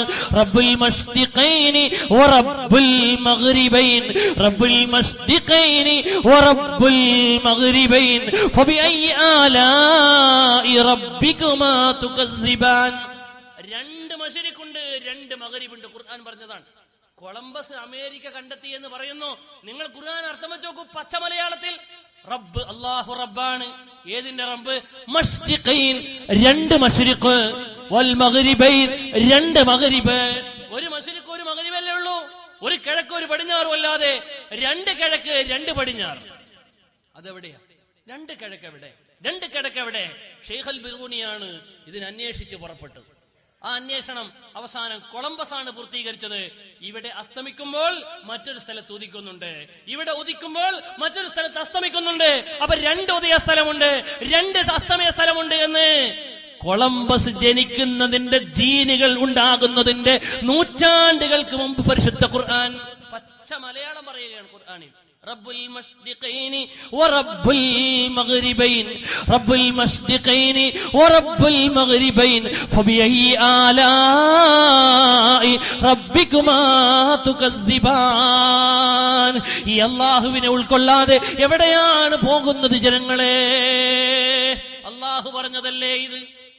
സൂര്യനെ സംബന്ധിച്ച് ഇമാം ഷാഫി റളിയല്ലാഹു അൻഹുവിനോട് ഒരാൾ വന്ന് ചോദിച്ചു, ഷാഫി ഇമാം തങ്ങളെ, ഈ ചന്ദ്രൻ എന്താണ് ചിലപ്പോൾ ചെറുതായി കാണുന്നത്, ചിലപ്പോൾ തേങ്ങാപ്പൂള് പോലെ കാണുന്നത്, ചിലപ്പോൾ പൗർണമിയായി കാണുന്നത്, ചിലപ്പോൾ നേരത്തെ കാണുന്നത്, ചിലപ്പോൾ വൈകുന്നേരം കാണുന്നത്, ചിലപ്പോൾ വളരെ പിറകിയിട്ട് കാണുന്നത്? ഇമാം ഷാഫിയോട് ചോദിച്ചു. ഇമാം ഷാഫി റളിയല്ലാഹു അൻഹു ഖുർആനിലെ ആയത്ത് ഓതിയിട്ട് വിശദീകരിക്കുകയാണ് ചന്ദ്രന്റെ ചലനത്തെ സംബന്ധിച്ച്. അങ്ങനെ ലോകം മുഴുവനും മനോഹരമായി വർണ്ണിക്കുന്ന അള്ളാഹുവിന്റെ അത്ഭുത ഗ്രന്ഥമായ വിശുദ്ധ ഖുർആൻ, ആ ഖുർആൻ അക്ഷരത്തിന്റെ പ്രൊനൗൺസിയേഷൻ പോലും ഉച്ചാരണം പോലും അറിയാത്ത പച്ച പാവങ്ങളായി ജീവിതം മുഴുവനും തൊലച്ച് വിനിയോഗിച്ച ഞാനും നിങ്ങളും ഈ സദസ്സുകൊണ്ട് ചിന്തക്ക്, ഒരു പുനർവിചാരണക്ക്, ഒരു പുനർചിന്തക്ക് നമ്മൾ തയ്യാറാവണം. അള്ളാഹു തൗഫീഖ് തരുമാറാവട്ടെ. നമ്മൾ ഖുർആൻ പഠിക്കണം. രാവിലെ എഴുന്നേറ്റ് അള്ളാഹുവിന്റെ ഖുർആൻ എടുത്ത് ഓതുക. തൗഫീഖ് തരുമാറാവട്ടെ. അള്ളാഹുവിന്റെ ഖുർആൻ എടുത്ത് ഓതുക. അള്ളാഹുവിന്റെ പരിശുദ്ധ ഖുർആൻ എടുത്ത് ഓതുമ്പോ നമുക്കത് പിന്നെയും ഓതാൻ തോന്നും. അത് ഖുർആന്റെ ഒരു പ്രത്യേകത, ഓതിയാ മടുക്കാത്തത്. ഇന്നത്തെ മനോരമ വായിച്ചു, നാളെ ആ മനോരമ തന്നെ വായിക്കുമ്പോ ഇന്നലെ വായിച്ചല്ലേ ദേഷ്യം പിടിച്ചു അല്ലെ. ചില ദിവസം പത്ര ഓഫീസിന് ലീവ്, അപ്പൊ ഇന്നലത്തെ പത്രം ഒന്നും കൂടി എടുത്ത് വായിച്ചോ കഴിയുക. രണ്ടാമത് വായിക്കാൻ തീരെ ഇഷ്ടപ്പെടാത്ത സാധന, ആരും ഇഷ്ടപ്പെടൂല. ഒരു സാഹിത്യ ബുക്കൊക്കെ ഏറ്റവും രസമുള്ള ബുക്ക് ചിലപ്പോൾ രണ്ടാമത് വായിക്കും, മൂന്നാമത് ആരും വായിക്കൂല. ഖുർആന്റെ പ്രത്യേകത എത്ര ഓതിയാലും അതിന് മടുപ്പില്ല എന്നുള്ളതാണ്. എത്ര ഓതിയാലും പിന്നെ രസം തോന്നും. അത് ഓതുന്നവർക്കേ അതിന്റെ സുഖം തിരിയുള്ളൂ. അള്ളാഹുവിന്റെ ഖുർആൻ ഓതാൻ നിങ്ങൾ തയ്യാർ. അള്ളാഹു തൗഫീഖ് തരുമാറാവട്ടെ. അള്ളാഹു തൗഫീഖ് നൽകുമാറാവട്ടെ. എന്തെല്ലാം കഥകൾ പറയുന്നു. ഒത്തില്ലാതെ ഓതാൻ പഠിക്കണം. ഏത് ഉസ്താദ് എനിക്കത് പറഞ്ഞു തരിക, ഏത് ഉസ്താദിനെ അതിന് ഉപയോഗപ്പെടുത്താൻ ചിന്തിക്കണം. കാസർഗോഡിന്റെ പുതിയ ഒരു ടെക്നോളജി പറക്കുന്നു. കാസർഗോഡേക്ക് ഇല്ലേ, ബാപ്പാനെ ഗൾഫിലേക്ക് വിളിക്കുന്നു. ബാപ്പാ, കാസർഗോഡിന്റെ പുതിയൊരു കോഴ്സ് തുടങ്ങിയിട്ട്. കാസർഗോഡ് വേണ്ട, അത് മംഗലാപുരത്തായാലും പോകും. ബാപ്പ ഗൾഫിൽ നിന്ന് അയച്ചു കൊടുക്കാൻ തയ്യാറാണ്. കാസർഗോഡിന്റെ പുതിയൊരു പറയൂലേ, ഇല്ലേ, പറയൂലേ. മദ്രസയിൽ ഒരു കുട്ടി 100 രൂപ പോലും ഫീസ് വെച്ചാൽ കച്ചറ വിട്ടു ആളുകൾ. ഒരു കുട്ടി ഇംഗ്ലീഷ് മീഡിയത്തിന് മാസത്തിൽ ഫീസ് അടക്കുന്നത് 1500 രൂപ. ഒരു കുട്ടിക്ക് ഇംഗ്ലീഷ് മീഡിയത്തിൽ മന്ത്ലി ഫീസ്. സ്റ്റാൻഡേർഡ് കൂടുന്തോറും സ്റ്റാൻഡേർഡ് കൂടുന്നതിന്റെ മാനദണ്ഡം പൈസ കൂടല. എവിടെയാ കൂടുതൽ ഫീസുള്ളത് എന്ന് നോക്കി ABCDEFGHIJK LMNOPQ RSD എന്നൊക്കെ നമ്മളെ കുട്ടികൾ പ്രൊനൗൺസിയേഷനോടുകൂടി അങ്ങനെ പറയുന്നത് കേൾക്കാൻ രക്ഷിത. നിങ്ങൾ ആലോചിക്കൂ എന്റെ സഹോദര, അള്ളാഹുവിന്റെ ഖുർആൻ പഠിക്കുന്ന എന്റെ പൊന്നുമോനെ ഖുർആൻ പഠിപ്പിക്കുന്ന ഉസ്താദിന് 1500 രൂപ വെച്ച് മാസം കൊടുക്കൂ എന്ന് നിങ്ങളോട് പറഞ്ഞാൽ ഒരൊറ്റ കുട്ടിയും മദ്രസയിൽ വരൂല. വരുമോ? വരൂ? നിങ്ങൾ പറ, വെറുതെ തലയാട്ടിയാ പോരാ. നിങ്ങൾ പറഞ്ഞു അടുത്ത കമ്മിറ്റി യോഗം തീരുമാനിക്കും ഒരു കുട്ടി മദ്രസയ്ക്കണെങ്കിൽ 1500 രൂപ വേണമെന്ന് പറഞ്ഞാൽ ആരെങ്കിലും ചേർക്കോ? നമ്മളെ ദീനിനോടുള്ള കമ്പ് എത്ര ഉണ്ട് നിങ്ങൾ ചിന്തിക്കൂ. മഹാനായ ഇമാം അബൂ ഹനീഫ റളിയല്ലാഹു അൻഹു തങ്ങൾ അവരുടെ പൊന്നുമോനിക്ക് ഹമ്മാദ് എന്നവർ സൂറത്തുൽ ഫാത്തിഹ പഠിപ്പിച്ച കാരണം കൊണ്ട് 1000 ദിർഹം വെള്ളി സമ്മാനം കൊടുത്തു. മൂപ്പർ അത്ഭുതപ്പെട്ടു, ഇത്ര വേണോ? എന്റെ അടുത്ത് അത്രയേ ഉള്ളൂ, അതിലേറെ ഉണ്ടെങ്കിൽ ഞാൻ തരുമായിരുന്നു. അങ്ങനെയാണ് അവർ ഇൽമിന് ബഹുമാനം കൊടുത്തത്. എവിടെയാണോ ഖുർആൻ പഠിക്കാൻ നിങ്ങൾ പഠിക്കണം, അതാണ് ഒന്നാമത് വേണ്ടത്. ഓതുമ്പോൾ പഠിക്കാൻ തോന്നും, തെറ്റില്ലാതെ ഓതാൻ പഠിക്കണം. മാത്രമല്ല പരിശുദ്ധ ഖുർആനിന്റെ മനോഹരമായ ഇമ്പങ്ങളുള്ള മനോഹരമായ ഒരുപാട് ചരിത്രങ്ങളുണ്ട്. പെണ്ണിന്റെ ചരിത്രം ലോകത്തൊരിക്കലും മാറാൻ പറ്റാത്ത, മങ്ങാത്ത, മറയാത്ത അത്ഭുതങ്ങൾ സൃഷ്ടിച്ച പുണ്യവാളന്മാരുടെ ചരിത്രങ്ങൾ ഖുർആൻ പറയുന്നുണ്ട്. സൂറത്തു മറിയം ബീവിന്റെ ദിക്റു റഹ്മത്തി റബ്ബിക അബ്ദഹു സക്കരിയ ഇദ് നാദാ റബ്ബഹു നിദാഅൻ ഖഫിയ قال رب إني وهن العظم مني واستعان الرأس شيبا ولن أكن بدعائك رب شقيا. എന്തൊരു രസമുണ്ടത് കേൾക്കാൻ. അത് ഒരു മനുഷ്യന്റെ രാത്രി പാതിരാക്ക് എഴുന്നേറ്റ് രോദനമാണ്. ഒരു മനുഷ്യൻ പാതിരാക്ക് എഴുന്നേറ്റ് കരയുന്ന ഒരു രോദനാണ് ഖുർആൻ ഉദ്ധരിക്കുന്നത്. എന്തൊരു രസമുണ്ടെന്നറിയോ? തൊട്ടടുത്ത് പറയുന്നത് ഒരു പെണ്ണ് 9 വയസ്സുള്ള ഒരു കുട്ടി, ആ പെൺകുട്ടിയായ മറിയം പൊട്ടിക്കരയുന്ന വിലാപമാണ്. പടച്ചവനേ, യാ ലൈതനി മിത്തു ഖബല ഹാദാ വകുന്തു നസിയം മൻസിയ. പടച്ചവനെ, ഒന്നെന്നെ മരിപ്പിക്കുമോ? ഈ ദുനിയാവിലെ വിഷമം എന്നെ അങ്ങേയറ്റം തീണ്ടുകയാണ്, എന്നെ അങ്ങേയറ്റം വിഷമിപ്പിക്കുകയാണ്. അല്ലാഹുവേ, ഒന്ന് മരിച്ചെങ്കിലെന്ന് മറിയം ബീവിന്റെ ഏറ്റവും ദുർഘടമായ കരച്ചിലിനെ അവതരിപ്പിക്കുന്ന രംഗമാണ്. ഒന്ന് സക്കരിയ നബിന്റെ കരച്ചിലാണ്, ഒന്ന് മറിയം ബീവിന്റെ കരച്ചിലാണ്. ഖുർആൻ അവർക്ക് കൊടുത്ത സമാധാനങ്ങൾ. നമുക്കൊക്കെ ഒരുപാട് കരച്ചിലുണ്ട്, രോഗമുണ്ട് നമുക്കില്ലേ. ഷുഗർ പിടിക്കാത്ത ആളുകൾ നാട്ടിലായിരുന്നു. അവിടെ ഒരു വീട്ടിൽ ചായ പിടിക്കാൻ വേണ്ടി എൻ്റെ ഒരു സുഹൃത്തിന്റെ വീട്ടിൽ സർവ്വരോഗമാണ്. അല്ലാഹുവേ തമ്പുരാനെ, നമ്മളിങ്ങനെ കരയാ. അല്ലാഹു തആല മറിയം ബീവിന്റെ കരച്ചിൽ കേട്ട പടച്ചവർ, നമുക്ക് ആ ഉത്തരം കിട്ടണമെങ്കിൽ ഖുർആൻ നമ്മൾ വായിക്കണം.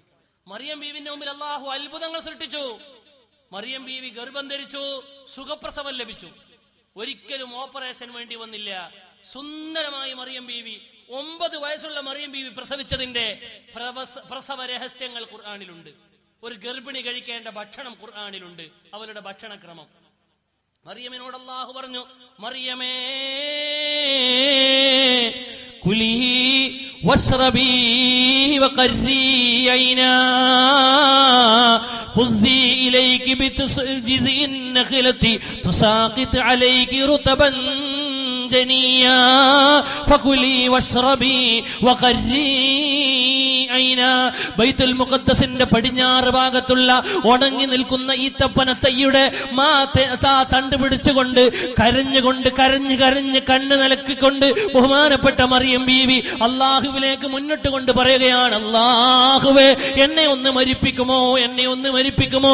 അള്ളാഹു പറഞ്ഞു, മറിയമേ ഒരിക്കലും അങ്ങനെ ആഗ്രഹിക്കരുത്. മറിയമേ, നിങ്ങൾ ചാരി നിൽക്കുന്ന ആ ഈത്തപ്പനയുണ്ടല്ലോ, ഉണങ്ങി നിൽക്കുന്ന ആ ഈത്തപ്പന മരയുണ്ടല്ലോ, അതൊന്ന് പിടിച്ചു കുലുക്കൂ മറിയമേ. തുസാഖിത് അലൈകി റുതബൻ ജനിയ.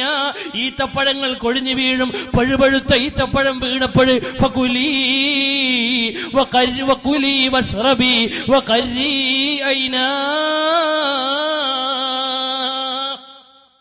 ഈത്തപ്പഴം തിന്നു, തൊട്ടടുത്ത അതിലൂടെ ഒരു അരുവി ഒഴുകുന്നുണ്ട്, അതിൽ പോയി വെള്ളം കുടിക്കൂ, നല്ല സമാധാനമടയോ.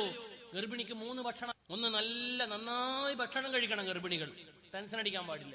നല്ല ഈത്തപ്പഴം പോലുള്ള വൈറ്റമിൻ ഭക്ഷണം, മാത്രമല്ല നന്നായി വെള്ളം കുടിക്കണം ഗർഭിണികൾ. ഇതിനപ്പുറം ഗർഭിണികൾ ശേഖരിക്കേണ്ടത് നല്ല സമാധാനം വേണം. സമാധാനമില്ലെങ്കിൽ പ്രസവം ഓപ്പറേഷനിലേക്ക് എത്തിപ്പെടുമെന്ന് സമാധാനത്തിന് ഒരു ഗുളികയുണ്ടോ? സമാധാനം ഗുളികയുണ്ട്, ഖുർആൻ പറയുന്നുണ്ട്. ഖുർആൻ എന്താ ഖുർആൻ പറയുന്നത്? അലാ ബിദിക്രില്ലാഹി തത്മഇന്നുൽ ഖുലൂബ്. ബില്ലിനെ ഫീസത്ത് മാല ഞാൻ തുടങ്ങിയിടുന്നേ, ബിസ്മിയും ഹംദും സലാത്തും നൽസലാമും മുന്നേ.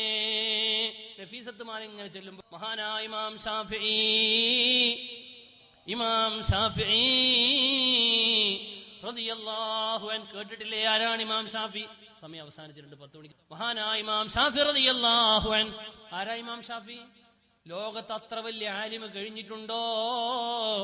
ഈ ഉമ്മത്തിൽ, അള്ളാഹുവിന്റെ റസൂലിന്റെ ഉമ്മത്തിലെ സഹാബത്ത് കഴിഞ്ഞാൽ ഏറ്റവും വലിയ ആലിം, അള്ളാഹിന്റെ റസൂലിന്റെ ഉമ്മത്തിലെ ഏറ്റവും വലിയ ആലിം ആ ഇമാം ഷാഫി ഈജിപ്തിൽ പഠിപ്പിക്കുന്ന സമയം, ഈജിപ്തിൽ റിസർച്ച് ചെയ്യുന്ന സമയം, തന്റെ മുമ്പിലേക്ക് ഇൽമു പഠിക്കാൻ വേണ്ടി ബഗ്ദാദിൽ നിന്ന് ആളുകൾ ഒഴുകി, ഫ്രാൻസിൽ നിന്ന് ആളുകൾ ഒഴുകി, യമനിൽ നിന്ന് ആളുകൾ ഒഴുകി, മദീനത്തുനിന്നും മക്കത്തുനിന്നും ആളുകൾ ഒഴുകി തന്റെ മുമ്പിൽ വിജ്ഞാനം പകരാൻ നുകരാൻ.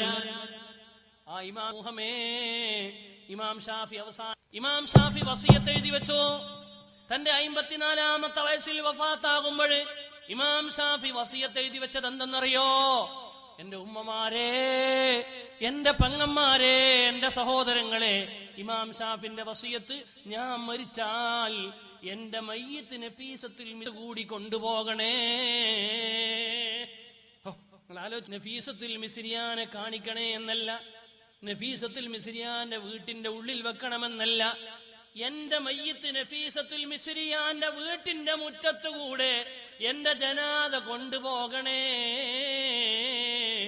ആ മഹദിയുടെ വീട്ടിന്റെ മുറ്റത്തുകൂടെ കൊണ്ടുപോയാൽ ആ മഹദിയുടെ ബറക്കത്ത് എനിക്ക് കിട്ടണം, എനിക്ക് രക്ഷപ്പെടണമെന്ന് വസിയത്ത് എഴുതി വെച്ച ഈ ഉമ്മത്തിലെ ഏറ്റവും വലിയ ആലിം ഇമാം ഷാഫി റളിയല്ലാഹു അൻഹു. എന്താണ് ആ വാക്കിനർത്ഥം? നിങ്ങൾ ചിന്തിക്കുന്നുണ്ടോ? എന്റെ മയ്യത്ത് നഫീസത്തുൽ മിസ്രിയാന്റെ വീട്ടുമുറ്റത്ത് കൂടി പോകണം. സുൽത്താനുൽ ഔലിയ എന്ന് പേരുള്ളോവർ സയ്യിദവർത്താനും ബാവയോ സയ്യിദവർത്തായും ബാവയുമാണോവർ. അതാണ് ആ മയന തങ്ങൾ അഹ്ലു ബൈത്ത് അല്ലാഹു മർഖദ. കണ്ടിട്ടുണ്ടോ? കണ്ടിട്ടില്ലെങ്കിൽ നിങ്ങളൊന്ന് വരക്കൽ പോയി ആ മഖാമൊന്ന് സിയാറത്ത് ചെയ്യണം. അല്ലാഹു തൗഫീഖ് തരട്ടെ.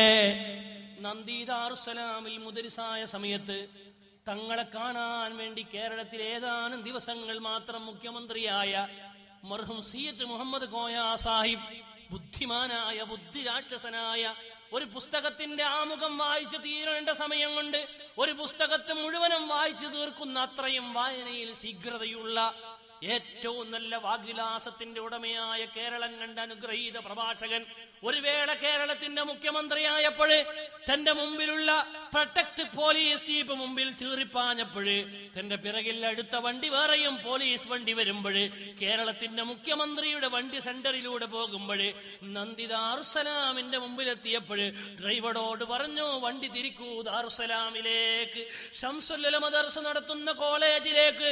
മഹാനായ ശൈഖുനാ ശംസുൽ ഉലമ കേറി മഹാനായ ശൈഖുനാനെ കാണാൻ കേരളത്തിന്റെ മുഖ്യമന്ത്രി വന്നിരിക്കുകയാണ്. ശൈഖുന ബുഖാരി ക്ലാസ്സിലാ. മഹാനായ ശംസുൽ ഉലമയോട് മുഖ്യമന്ത്രി കാറുകളുടെ പോലീസിന്റെ അകമ്പടിയോടെ പോലീസുകാർ നന്ദി ദാറുസ്സലാമിനെ വലയം ചെയ്തു നിൽക്കുന്ന ആ നിമിഷം ശംസുൽ ഉലമയെ വിദ്യാർത്ഥികൾ ഓർമ്മിപ്പിച്ചപ്പോൾ ആ ഭാഗത്തേക്ക് തല കൊടുക്കാതെ തന്റെ ബുഖാരി ക്ലാസ് മുന്നോട്ട് കൊണ്ടുപോവുകയാ. ക്ലാസ് നിർത്തിയിട്ടേ ശംസുൽ ഉലമ ഇറങ്ങി വന്നുള്ളൂ. പീരീഡ് വെല്ല് തീർന്നിട്ടേ, പീരീഡ് കഴിഞ്ഞ് വെല്ലടിച്ചിട്ടേ ശംസുൽ ഉലമ പുറത്ത് വന്നിട്ടുള്ളൂ എങ്കിൽ അതേ ശംസുൽ ഉലമനെ കാണാൻ വേണ്ടി കാസർഗോഡിന്റെ അങ്ങേ തലയിൽ നിന്ന് ഒരു തങ്ങള് കുട്ടി വന്നപ്പോൾ മഹാനായ ശൈഖുന ബുഖാരി ക്ലാസ് നിന്ന് ഇറങ്ങി വന്നിട്ട് ആ തങ്ങളെ സ്വീകരിക്കുകയാ. സുൽത്താനുൽ ഔലിയ എന്ന് പേരുള്ളോവർ സയ്യിദാവർ തായും ബാബയുമാണോവർ. തങ്ങൾ എന്നതിന്റെ ബഹുമാനത. മഹാനായ ഇമാം ശാഫി റളിയല്ലാഹു അൻഹു പറഞ്ഞു, എന്റെ മയ്യത്തിന് ഫീസ് 6006 ഖത്തം ഓതി. ബഹുമാനായ തമ്പുരാനെ എല്ലാ